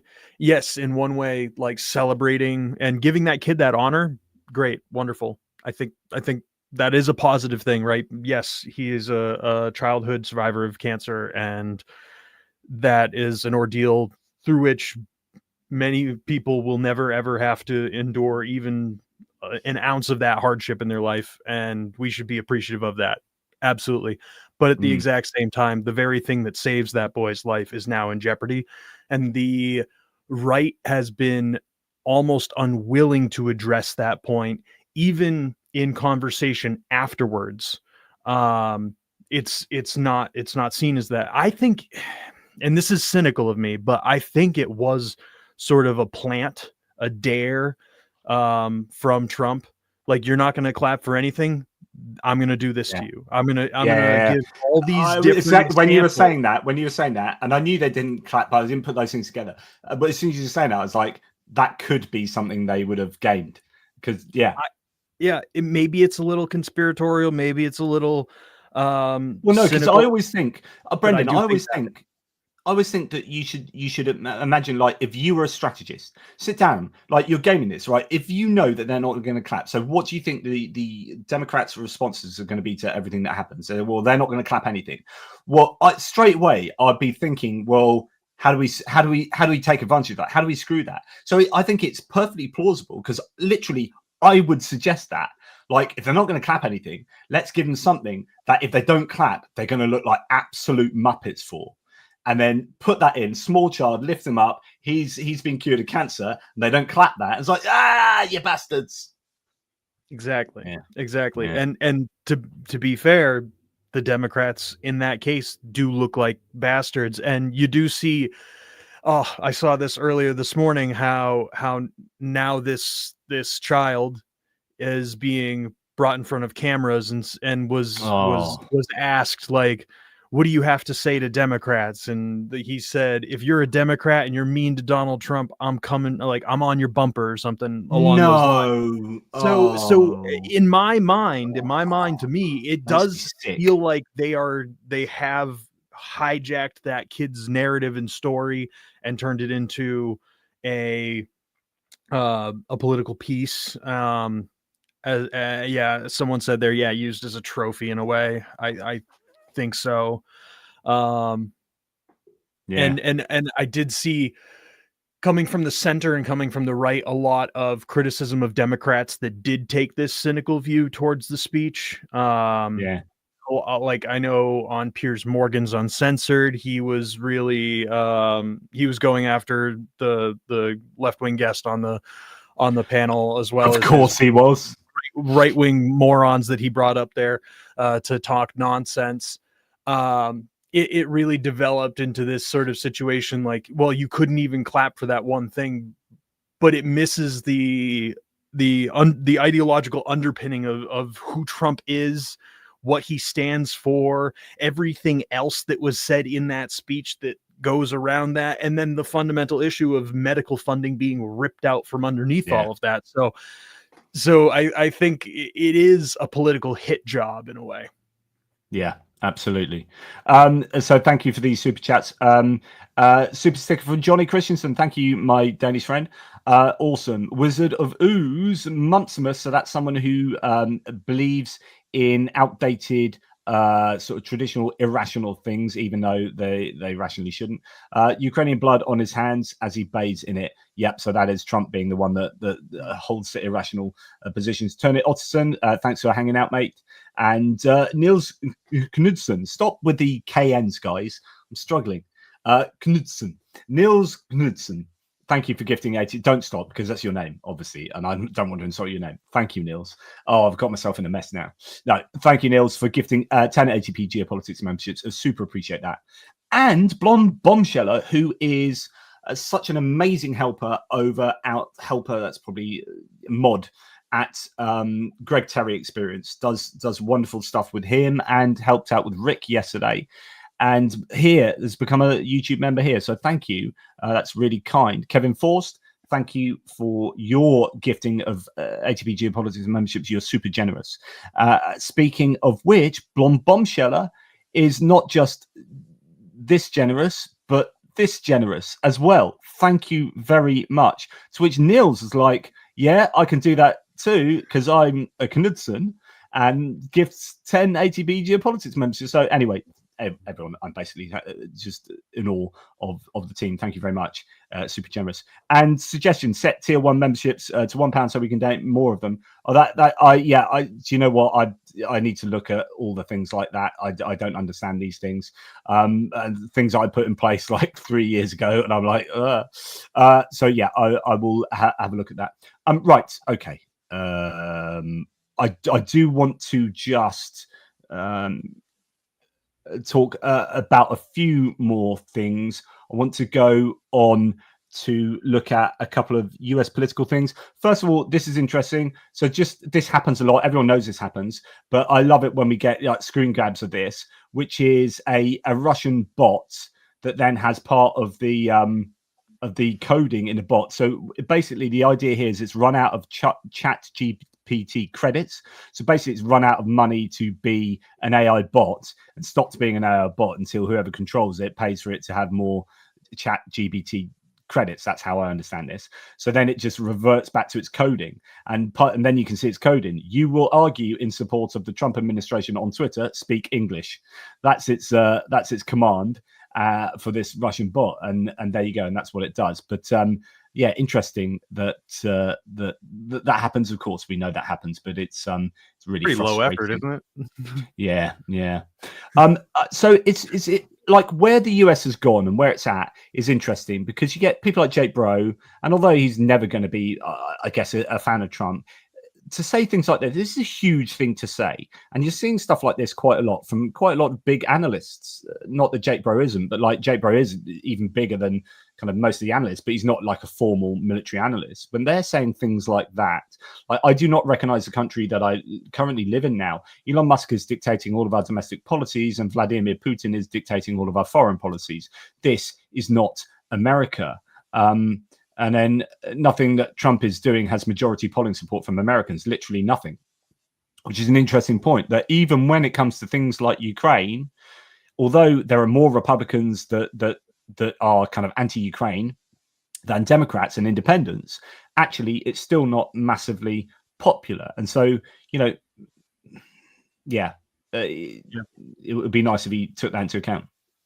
I would say, like from an on the ground perspective, I've been at quite a few protests over the past week, over the course of the last week, and the protests were originally pro-Ukraine protests, but they did not look like pro-Ukraine protests. You had about a third of the people there who were specifically pro-Ukraine, but it is a broadening coalition of people who are like Bro had said there with his statistical analysis, right? Like there is no majority support for almost any of these policies. There are majority support among Republicans. Sometimes it's a super majority. Sometimes it's not. Sometimes it's barely crossing 50% within the Republican Party sometimes too. So when you go onto an issue by issue basis, so it is really important to take a look at that. Like most Americans say they don't support that. I still want to see more Americans. I haven't seen like people within I live in a weird spot. I'm like in a Trump town in a Democrat state. So I'm not seeing a lot of people out and about against it vocally. I'm in a town where there were 3 weeks of Trump RV parades post-election. Right. So it's a different environment. But it'd be interesting to see if there were any movements with people that you know, or any like dissenting opinions that creep in. A lot of the Trump people in my personal circle are still Trump people. Right. Yeah, unfortunately. Yeah. It's all about information spaces. When I watch Fox News now, you know, Jessica Tarlov is fighting the good fight there in the five, just getting piled on by Jesse Waters and Glenn Gutfeld and Greg Gutfeld, sorry, and Jeanine Pirro, people like that, and you just like, okay, but those other opinions are just horrific and full of lies and distortions, and if that's what you watch, then that's what you get. Gustav Gressel here, who is, I think he's an Austrian military man that's now living in Germany, but I'm not sure. This is collusion. So this is talking about the US suspending supplies. They do all the Kremlin's jobs. We are alone now. The US is dead. I'm just putting this up because these are, again, analysts, proper analysts here. So security and defense experts, PhD in strategic studies, NATO, EU, Eastern Europe, and global security affairs. So he's been in NATO, blah, blah, blah. And here he is saying, the US is dead. We are alone. You know, this is a massive change in the political landscape. Kyiv Independent reports the move to suspend aid in Ukraine came on top of another Kremlin-friendly bunch of steps recently taken by the US. Quote, the details remain to be seen, but if this is true, it is a decision that could indeed push the Kyiv regime towards a peace process, said the Kremlin spokesman Dmitry Peskov. So they're loving it, absolutely loving what the US is doing, which makes you, wonder, should you be doing it? Yeah. Oliver Carroll. Manufacture of doubt. Yeah. Oliver Carroll here says, America cut a key intelligence link for alerts at 2 p.m. So this is talking about the intelligence ban. Trump wanted a thank you, says a source. We will be writing it on the graves of dead Ukrainians. I just thought that was such a powerful statement there. You want to thank you? We're going to be writing it on the graves of, you need to thank us more. I have seen some contradictions with the HIMARS thing. I have seen some people going back and forth as to, like, what is the state of HIMARS in its interconnectedness to the U.S. military apparatus, and how much independent fire control do the Ukrainians have? I know there's still some friction around that. Malcontent News was talking about that earlier this morning. I reported it on my hits and losses and my military aid, where some are saying it is cut, some are saying M30 and M31 rockets are not affected, but ATACMS are. And then other people saying, well, actually some operators themselves, Ukrainians, saying they've actually been screwed over the last month. And then interestingly, there was a Russian defector saying that he knew that they had put up this intelligence and aid. They were stopping that on the 25th of February. So the White House has been saying this is all in response to Zelensky's meeting at the White House, but actually it had been put into place before that. And so that was a post hoc rationalization as a way of saying this is why we've done it, but they were always going to do it. So don't be led to believe, is the theory here, that it was anything to do with the meeting in the White House. This is all part of their plan to just basically force Ukraine onto their knees to then get a peace, and then Trump will get his Nobel Peace Prize. So we already know, we've talked about how the Donald Trump's entourage of some Trump aides have been speaking to opposition MPs in Ukraine. We talked about that previously. We've had Marco Rubio talk about how this was a proxy war. But as someone else pointed out, if he's claiming this is a proxy war, then and also he's claiming that we need $350 billion back, then it can't be a proxy war. Like, if Ukraine are fighting on your behalf, then you can't ask for that money back. If they're like, go and fight this war for us, and then they go and fight it, you say, now pay us. You can't have both those things. So it's interesting when you look at when I used to debate theology and religion. I'm an atheistic philosopher of religion, right? So I used to say, hang on, this is how you get out of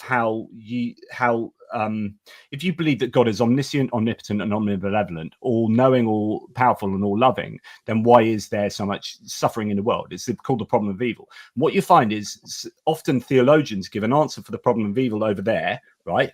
And then another theologian, or they then give another answer to another theological problem over here, and another answer over here.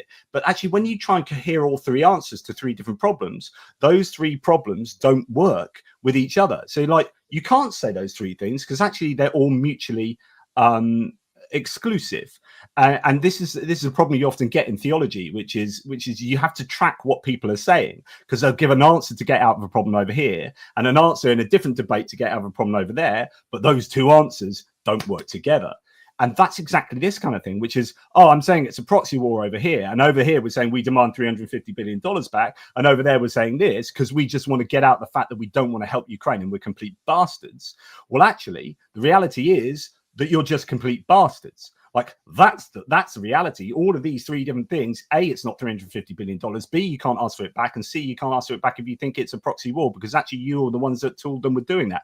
In my last video, I gave an analogy using Doris again.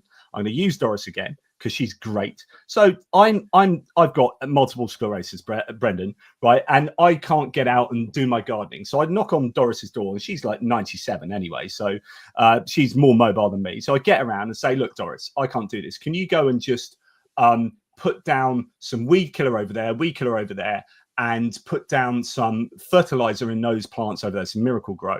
So here's a fertilizer and weed killer, go and do that. She goes and busily does that. She's basically my proxy, right? So she's a proxy gardener for me. She, instead of me doing it, she's doing it, right? This is a proxy war analogy. So she goes and does that, and she comes back and she gives me back. She said, look, I've used up this Miracle Grow and I've used half the fertilizer. I go, oh, thanks for doing that. That's really good. Thanks for being my proxy gardener. Can I have 50 quid now? And she's like, what? I was like, well, I need, you've used that fertilizer and that weed killer. Can I have 50 quid? And she's like, well, but you just asked me to go and do that. I've done that for you. Like, I've done that on behalf of you. Yeah, no, I want 50 quid back. And she says, and anyway, it's only worth 10 quid what I've used up. Yeah, but I said it's worth 50 quid. So I want 50 quid back. And so this is, again, I love my Doris analogies, but this to me, it's exactly what's that. It can't be a proxy war. She can't be a proxy gardener for me. She can't be me using my stuff to do my work. And then I demand payment for that. So ain't working. In fact, she should demand payment from me for doing that. So anyway, good old Doris. She does a good job of showing how ridiculous these situations are. Right, we're going to rush through these because people have got places to be and things to do. We have the interesting situation about, forever wars. I'm a man of peace. I'm a peace president, and then giving, was it 12 billion or 18 billion to Israel and 0 to Ukraine. So that's that. And then saying, I hate these forever wars. Look, how long? And he said to the State of the Union, how long? How many years is it going to go on for? Can't give them any more money to Ukraine. And meanwhile, the Israel-Palestine issue has been going on for how many decades? Like 50, foreverest of wars, yes. Yeah, 70 years, 60 years. And he's like, yeah, give them everything they want. All the money you want. All the money you want. You can have that. It's like, hang on. You were just, again, it's this issue over here. You give an answer for this, an answer for that. And they don't freaking cohere. Like, so you can't tell us. Power of AIPAC. Hey? The power of AIPAC. Yeah. The American-Israeli Political Action Committee. Right. Yeah. Sorry. Yeah. Yes. Of course. Yeah. On both sides of the aisle. It is just nothing to do.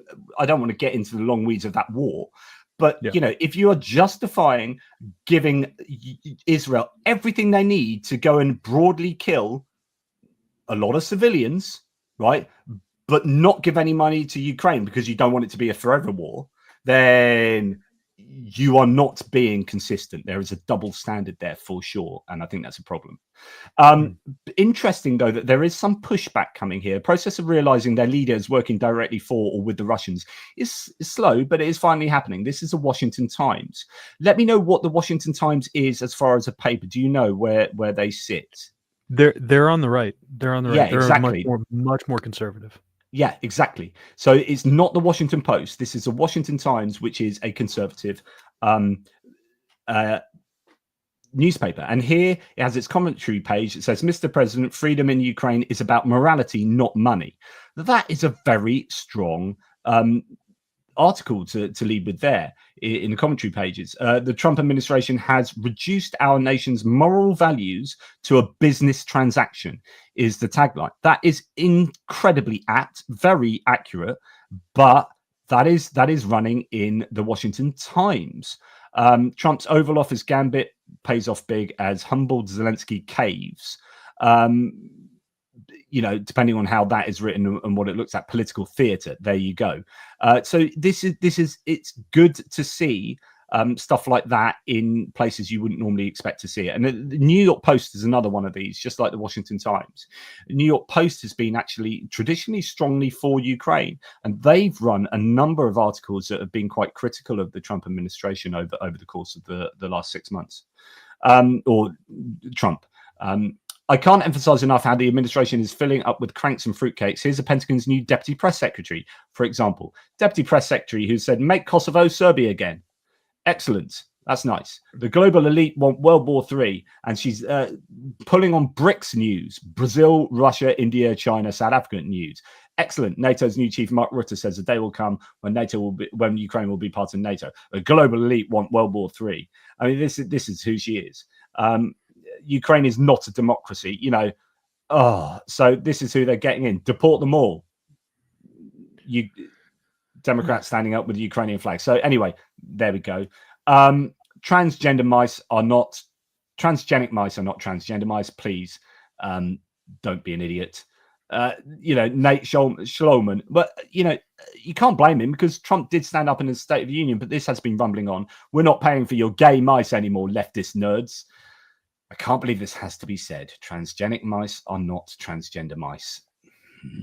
Anyway, I mean that's just characteristic of the Doge operation so far, is just to take words and either misunderstand what they mean altogether or misunderstand geographic locations and completely switch them around. Yeah, no. It's just absolute. But what I do wonder about this post-truth world, Brendan, is that Norway. Oh, that's good. What's that in dollars? Viggo? Sorry. What I do wonder about this is how much are the people that write the speeches. So he did have a speech up there, and it would have included transgender mice, I'm sure. How much do the people know that? Like, how much is this knowing lying? It's like, we know this is not true. We know that we haven't spent $350 billion, but we need to keep saying this lie because it has utility for us. So it's okay to lie if it gives us the PR win. Like, or do they believe their own lies, essentially? I don't know. I don't know if we can answer that. That is maybe the most difficult question of them all. Because I think after a time, like you might start out telling the lies initially for ulterior motive, but I think you become so caught up in it, right? Just with the psychology of lying, that eventually you do have to start to believe it at some point. Yeah, I think the whole thing, Cheryl, is about owning the libs. I think that the whole nature. Someone saying that about the State of the Union address was basically just a whole tirade of owning the libs. So this is interesting. Lindsey Graham, who was a really strong supporter of Ukraine, but is now, towed the party line. I've always maintained that there's a lot of compromise on this man, and he will say whatever they tell him to say because there's a lot of compromise on him. But he then ends it. So my take on the president's address tonight: inspiring, funny, compelling, and the Democrats' worst nightmare. Trump 2028. Tim Miller was talking about this morning, saying if you just laugh about these things and say, oh, he's only joking. Like, so many of the things they only joked about have now become policy. So do not for a second think that this is having a laugh about him unconstitutionally ruling for a third tenure, because it will happen. Yeah. We're talking like, you think third term, like we might get rid of term limits altogether. Like, I wouldn't be surprised if you see like a Putin-esque move where it becomes first it's about consecutive terms, and then they change it later, like, oh, but the leader's still so great, he's still so amazing, we have to keep him in power, or else the greatness stops, right? Until I think Don Jr. perfects his on-camera hand motions, which I've noticed he's doing a lot of his dad's talking hand motions recently. Until he's mature enough to take over, I don't think we're going to be dealing with anybody else except Donald Trump. I'd normally play some of these videos and whatnot, but can we survive, says Christian Amanpour, asking Marco Rubio's former advisor. Can we survive? I don't know. I think we, no, this is not her, but this is his answer. Can we survive? I don't know. I think we ought to assume that our liberties are fragile. Freedom is just one generation away from extinction, as Ronald Reagan used to say.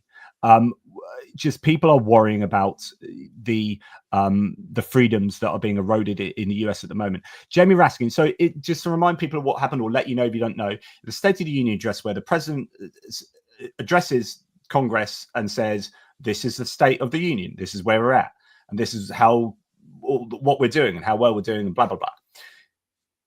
What happened is Al Green, a Democrat, was kicked out because he was protesting something, not like massively, but instead of interacting with him, they kicked him out.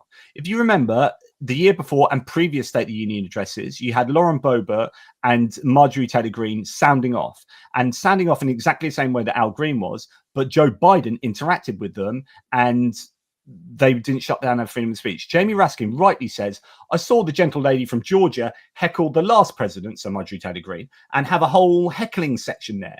We didn't try to censure them or kick them out of Congress. We actually not only say we believe in free speech, but we believe in free speech. We don't just say it, we do it. And this is great because the Republicans are always talking about free speech. JD Vance has just gone over to Munich Security Summary, slagged us off for free speech, and then gone back and changed how the White House pool selects their people, and done this and done that, and said protesters are going to be arrested, and illegal protests and all this kind of crazy stuff. Meanwhile, the Democrats that get attacked for not having free speech all the time are the ones that allow people to protest them, allowed Marjorie Taylor Greene to do that, and didn't kick them out of the Senate or wherever it took place. Not Senate, it's House of Representatives. Anyway, wherever it was in State of the Union. So Al Green not only gets House of Representatives, not only does he get kicked out, he's then censured. And you don't believe in free speech, you just don't.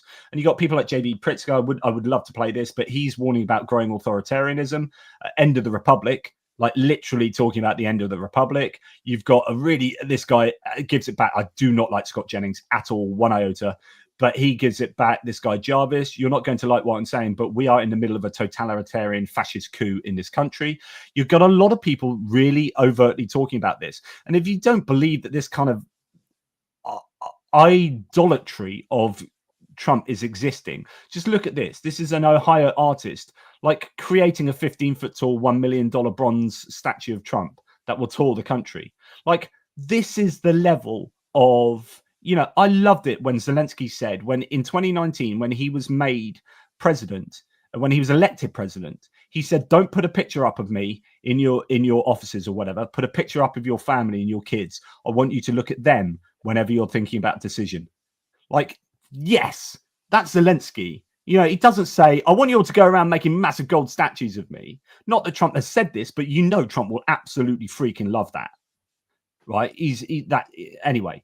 Now, the last thing about the State of the Union I'm going to mention, then we're going to sort of finish off the video. A couple of things happened in the State of the Union. He walked past the Supreme Court justices. He shook Justin Roberts' hand, who was the main one, and said, thank you. What did he say? I won't forget it, or something. So there's something. I won't forget it. I won't forget it. So there's something that the main Supreme Court judge has done for Donald Trump that was caught on basically hot mic type thing, or lip reading, or whatever. But the other interesting thing that happened is Amy Coney Barrett. Now, Amy Coney Barrett she's certainly used to be super right wing, part of a Catholic group of very extreme ideology, really. And she was put in by Trump to be this super conservative judge. And she's ended up being someone that keeps voting against him. She did it in the 5-4 ruling that happened a couple of days ago. And I'm going to just talk about that in a second because it's super important. And she does this here, or he does this. He doesn't shake her hand. He looks her off, doesn't even look her in her face. Look at her face there. She knows it. She's absolutely looked off there by Trump, who goes to shake the guy next to her, the judges next to her, Roberts and whatnot. And and absolutely looks her off. Now, there was just a vote on USAID funding, and I just want to explain this to the audience as far as I understand it. Brendan, you can correct me if I'm wrong, I'm sure. There's a 5-4 vote about USAID funding, and you might think this is a really good thing because the Supreme Court has sided with the USAID. Actually, they sided with just a really obvious ruling, and this effectively had nothing to do with the USAID. What happened is, as far as I understand it, Doge came in, cancelled all the contracts, and cancelled the ability to pay people who had already done contracted work for USAID. And therefore, it went up to the courts, to the Supreme Court, and they found 5-4 that the US government should pay the people that had done USAID contracts. This had really nothing to do other than with paying people for what they do, right? The fact that 4 judges found against that is what should surprise people, not the fact that, oh, well done, you know, USAID won that one. It wasn't USAID, it was doing what you're contracted to do, and or being paid for what you contracted to do. And 4 judges still went against that. Absolutely outrageous. And that's the state of where the US is at the moment. There's so much more to do. I've got more tab groups here to do with tariffs and whatever. Don't have time.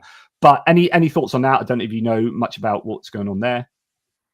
Yeah, if you read the dissent, we had Alito, Gorsuch. Can you explain dissent to people who might not know what that is? Yeah, absolutely. So on every U.S. Supreme Court ruling, there is a majority opinion and a dissenting opinion that are both published. And in this case, it was a 5-4, so we're pretty close. And we did have people from the right voting with the left in this case, and typically the left finding in favor here. So the dissenting judges were mostly were all conservative, I should say. You had Alito, Kavanaugh, Thomas, and Gorsuch all dissenting. And what they ended up saying in their dissent was essentially saying that the courts or a judge at that certain level doesn't have the ability to interrupt the executive's ability to carry out spending, essentially, which is allocated by Congress. So this has to do with, like, in a way, like their ruling, their dissent had a lot to do with how they view the power of the purse and the balance of the checks and balances, the powers being balanced between the 3 branches of government and ensuring that no one has more power than the other. In this ruling, it really does seem the dissenting judges, the conservative judges, are really looking towards the executive more in line with the, like, unitary executive theory, where it puts the executive branch above, like, almost as a dictator, as an emperor of sorts, above the legislative and the judicial branches. And it sees the judicial and legislative branches more as instruments to do its bidding rather than checks against it doing its bidding. So it seeks to weaponize the justice system, this executive theory, right? The unitary executive theory. It seeks to weaponize the justice system to carry out the regime's will. And it also seeks to use the legislative branch basically to just pass or block legislation based on the ideological leanings of the president in this case. So it's really just like fascism. in my opinion. I'd advise people to look up unified executive theory, which is something that was proposed. Well, it was not proposed. It was advocated for by, I think, Project 2025 lot. So this is where we were expecting the Trump administration to go, which is concentrating power in a more unified way, but offensively moving towards authoritarianism, really. Exactly what we've come to expect now. So thank you for that, Brendan. Really appreciate that. No so Viggo said that the Norwegians, we talked about this at the beginning. I love it. We've been on so long, Brendan, that now we've been talking for so long, or I have at least, that that the news has come through about what I was wondering about Norwegian, how much the Norwegians would pay. And it turns out that I think Viggo said, did you say $8.5 billion, Viggo? Is that right? So Norway increases aid to Ukraine with an additional 50 billion Norwegian kroner to a total of 85 billion Norwegian kroner. 7.23 billion euros. So that probably is about 8 point something. I don't know exactly what, but that's for 2025. For Norway, that is huge. You know, I said in a couple of my videos, it could be 500 million or it could be 10 billion. I said 500 million or 12 billion. 500, but I was going to an extreme number that I thought was completely unrealistic. But to go up to that huge number for 2025 for Norway, who already give the second highest as aid to Ukraine per capita, per person, they are the second highest. This will put them to the highest, surely, easily. So that's incredible from Norway. The question is, and this is, you know, nothing, you know, this is not, but the challenge is always going to be how quickly can that translate into stuff on the front lines or stuff being shot into Russia or whatever. Like, how quickly can we get money from all of these sources to make a difference on the battlefield at a time when they need stuff right now, because the aid has been stopped in transit in Poland. Those flights were turned around in the air by the Americans. It was astounding that they would do that. That's trying to make it more difficult for the Ukrainians. How can we reverse that so they're getting that kit now, so they're getting that ammunition now? But that's amazing from Norway. And I think, judging by just going down the Blue Sky thread there's going to be an awful lot of military aid coming out of this meeting today. I think there have been announcements of different nations unilaterally saying, we're going to do this, we're going to do that. So my military aid video tomorrow is no doubt going to be as long as it was today. And most of you haven't watched it yet, so you've got the joy of watching that now. Dude, I thank you for bouncing off ideas with me. I just want to say, before I allow you to say whatever you want, thank you to Niels Clement for gifting 1080p Geopolitics memberships. And there appears to be a number of Niels and Niels around today. Michael Future, One China Policy, PLA Doctrine for Taiwan. Michael is always wanting me to get on an expert, and which I would love to do. I just don't have time to sort these things out. I am working on a 28-hour a day timetable at the moment, and I just can't do more than I do. But yeah, if anyone knows a China expert that wants to come on and talk China, just put them in contact with me. But thank you for that, Michael. You're a ledge. And for all the tops and stuff you sent me, I'm totally made up. I really appreciate that. Go, oh, Canada. Justin Trudeau's speech the other night was brilliant. Best speech he's ever made, probably. In the Q&A, he answered really well on tariffs. And I think what was interesting is, so let's talk. Final thing, I said I'm going to give you a chance to speak, and I haven't. Putin is a strong man that doesn't do very well when strong people stand up to him. So actually, he's strong in the face of weakness. And I think Donald Trump is exactly the same. And when you have people that stand up strong to him, he either like respects them, or like Mark Rutte did publicly, and that's why they put Mark Rutte as Secretary General for NATO, because they knew they needed someone who could stand up to Trump. Or you get someone like Justin Trudeau that he doesn't obviously like, that stood up to him on tariffs. And what happened is US put all these tariffs, 25% tariffs on Canada. Canada responded in kind, potentially. And actually each different province, because the provinces have quite a lot of devolved power in Canada. So Ontario, interestingly, Doug Ford in Ontario went hell for leather, and he's a MAGA guy.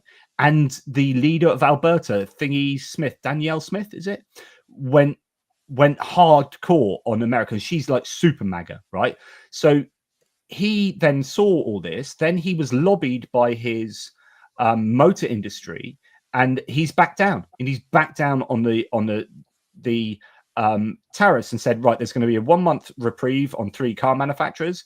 And then they lowered tariffs as well on other things, I think. And then they went back to Canada and said, oh, we've lowered these tariffs. And Justin Trudeau and others just went, yeah, we ain't doing jack shit until you remove tariffs completely. So not only are they like, okay, we'll lower our tariffs as well. It's like, no, our tariffs are going to stay on you until you get rid of your tariffs. And this is what you need to do to the US. And my opinion is that Keir Starmer and Macron and Europe should go to the US and say, we've got this X, Y, and Z leverage over you. We will not buy any more American defense articles. We will not do this. We will not do that until you start supporting Ukraine more. And if you don't, we are going to punish you in ways that are trying to support our own defense industries, right? It's not like we're going to stop this or we're going to tariff that. We're going to put rules on that. We'll just take activity that will hurt the US, and then he will get lobbied by his defense industry. So I think we need to be hard to Trump and stand up to him, because I think he will back down. But I don't know. What are your thoughts? He might, because ultimately public opinion is the thing that he thrives off of. Ratings and public opinion, and just the idea of being liked is the thing that makes him feel powerful, I think, at the heart of it.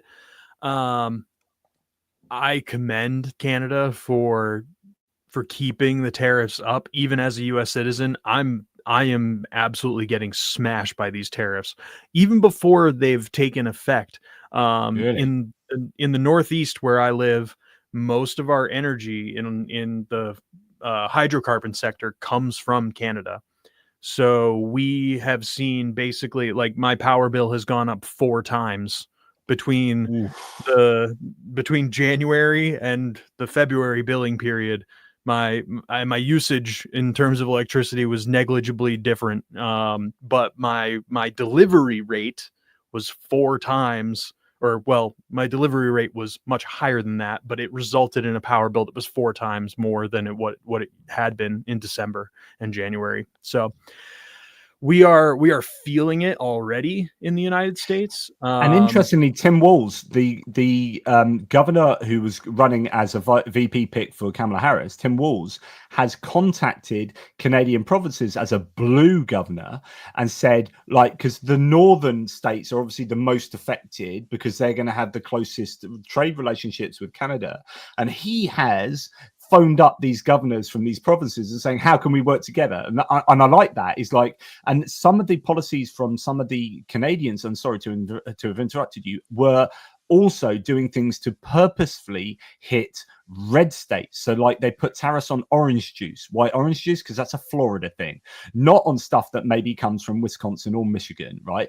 But stuff that comes from Florida, Kentucky bourbon, stuff like that. These are red states. So there's been a very clever approach to how they've gone about this. And the other thing that this tariff war is going to do, that is only going to destroy Trump's, at least I think it will destroy, or in theory it should destroy his popularity, is the effect that tariffs have on the home building industry, just building generally. Timber. Contractors, timber. I used to be a timber harvester. So I know the price of lumber and what that can do to an entire industry, and how we saw the first round of Trump tariffs against lumber in his first administration, and what that did to small lumber mills and our ability to, like, for example, in the Northeast, we actually sell a lot of our timber to Canada as well. And then we buy a lot of timber from them. We might sell them raw logs and they'll process it into timber, and then we'll purchase the timber afterwards, because we might not actually be doing that. So now we have this massive gap in our contracting industry, and we already have a housing crisis. And I think this was really well addressed, the housing crisis in particular, by Representative Auchincloss on Jake Bro's channel earlier this week. He's a Massachusetts representative who is kind of speaking to what the future will look like in the next, 3 to 6 months in the United States. And it's going to get really rough. If we see the cuts to Medicaid and, lumberjack leaping from tree to tree, almost not leaping. Monty Python, Monty not Python leaping. Not leaping. I didn't climb the trees. I wasn't that good. But in terms of what this is going to do to our economy, we're going to see, like, maybe the collapse of Social Security, which, that's going to jeopardize a lot of Trump's base, because a lot of Trump supporters do collect off of Social Security. And then also the gutting of And the Medicaid. tax cuts, necessarily are going to have to, because they've said they're going to come from these departments or whatever. But the only places they can take them from are, they're just not saying it in the words, but the only places they can take them from are Social Security, Medicaid, and Medicare. And so they will gut that, and that will, to get their tax cut for the rich. And then you will get this dynamic where, and the Democrats will need to lean on this, which is billionaires are running the country for their own benefit. And once you have that narrative going on, that is toxic. And if people are hurting in the pockets, this is what, so the reason why I'm talking about this with regard to Ukraine is because if you want a change of sorry, and again I've interrupted you, but if you want a change of direction for the American policy on Ukraine, then you're not going to affect it by giving rational arguments about Ukraine and geopolitics. You're going to do it by, like, all the people hate you because you've cost them loads of money. And you're being lobbied by, it's all about economics. You've been lobbied by your defense industry. They're losing contracts left, right, and center. You're being lobbied by your intelligence community. You're being lobbied by by your own people who are, like, finding life more expensive, etc., etc., etc. And the polls are showing it, and that's why I talked about the polls earlier. If they continue in that direction, then Trump will be forced to change position, certainly on a lot of these, and hopefully on Ukraine. Sorry, but finish your thought. Yeah, I would agree with that. Right, the way to change the U.S. position now, right? Like, the U.S. position is undoubtedly changed towards Ukraine, and it's not going to be easy to get it back. The way you have to do that is you have to change the economic situation in the United States in order to win back the electorate, in order to win back the public opinion, or else you're honestly going to be speaking to, and this is something that I've tried to say, like a lot of people express support for Ukraine when asked about it in polls, but in terms of actually being willing to do something to support Ukraine, those are very different questions, right? Those are very different questions. And I think the American capacity to actually do something is a lot less than what the polls say in terms of, like, notionally supporting Ukraine's fight for independence. And you have to change the economic situation on the ground in the US in order to get those people back on message. Because otherwise you are just talking to dead people. Which comes back to the ecosystem. This is why I'm always talking about information ecosystems and Fox News. I use Fox News as kind of like shortcut for the whole conservative eco. It can be talk radio, podcasts, Fox News. But if you live solely in that place, then you're not going to be educated on what's really going on here, and that is the massive challenge. I just want to on the last thing about tariffs. I keep saying the last thing, but potash is used in fertilizers, and that's a massive export from Canada. It is very, very important to understand what's going on here. So part of why the US wants to lift sanctions on Russia, and why they have lifted or touted lifting sanctions, I think they have partly lifted sanctions on Belarus, is because they want potash from Belarus and Russia, to the point where Grunge Thing says that's why tariffs were raised for Belarus, Russia, and Belarus. Russia and Belarus have the most potash in the world. So this is a case of knowing that they're going to put tariffs on Canada, that's being more important than anything, is more important than not screwing over Russia and Belarus. So we'll put tariffs on Canada, and we'll try and get our fertilizer ingredients from Belarus and Russia instead. And this is how everything's connected. And then the US, by putting tariffs on Canada, are almost giving themselves permission to keep the Russian and Belarusian industries running, and their economy, like, gets a bit of a stimulus. It's just ridiculous. Like, don't put tariffs on potash, don't put tariffs on Canada, and then anyway. I think it's part of I think it's part of one of several economic agreements that are going to come out of US-Russia relations in the next 3 months. Like, that's certainly going to be a deal that they'll try to strike. I'm sure of it. Yeah. Well, look, I really do thank you for coming on. It's been a lot of me talking, and so sorry about that. And I talked over you a number of times. I'm really sorry. It's just so I've got so many tabs literally on my screen, and so many tabs in my head. I'm just a living browser, and they all have to come out. And look, I've still got like what's frustrating. Look, I've still got all of these. Like there's like 20 tabs there, and on tariffs there's another 10. So there's another 30, and I've got another browser with about another 30 tabs from stuff I haven't talked about that's now probably out of date. So, like, it's just this physical necessity that what goes in my head has to come out, and I'm Muzzle sorry volume. about that. Yeah. I take it from the best. I take it from Steve Bannon. Bang, bang, bang, bang, bang, bang. Just velocity. I don't know what the hell I'm talking about. Yeah, well, sometimes it's volume too. Volume in that way and in that way. Yeah. Right, mate. I think I've probably spoken 8 million words today. I need another cup of tea and probably to see my family who have just all got back. Brendan, it's an absolute delight. Can I just give people a heads up that Brendan and I have co-written an article that will hopefully be out in Only Sky soon about drones being the future of murder in kind of civilian way. So that's something that's a nice little fun article to write. Yay, death of civilians.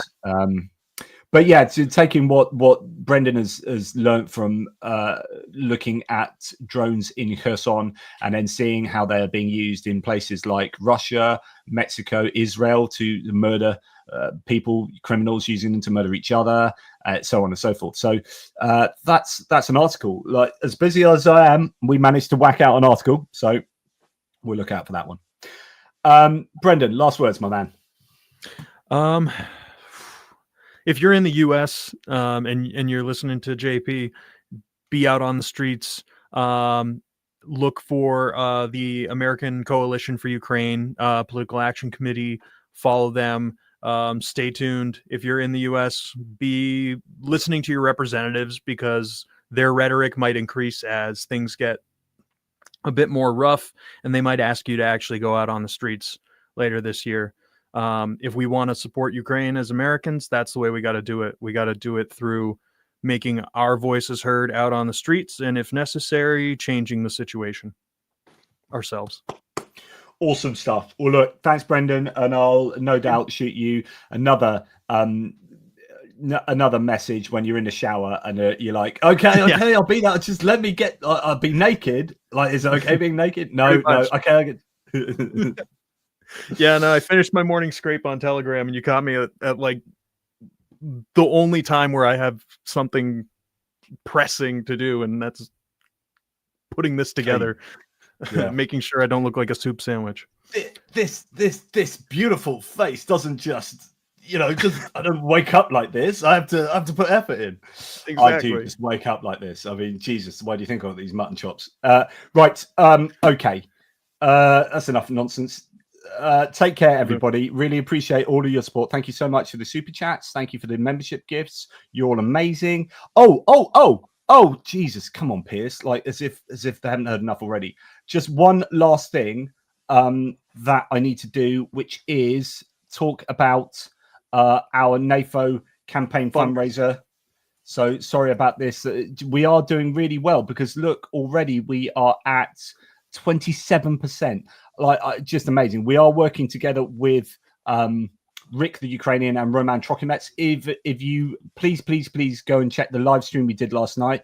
We did have a laugh. It was good fun. I really appreciated the time I had with them. Obviously some serious conversations as well on very serious matters. But go, thank you, and please help out with that. The link is in the description below. So that's absolutely marvelous. You guys are amazing. And I'll do a proper introduction of that on its own when I get some spare time. Thank you. Oh, no. That's the one. Appreciate that. And Toodle Pips. I'm accidentally just pressing buttons now. Take care. You stand on line, Brendan, and everyone else. Slava Ukraini. Hrajem Slava. Yay.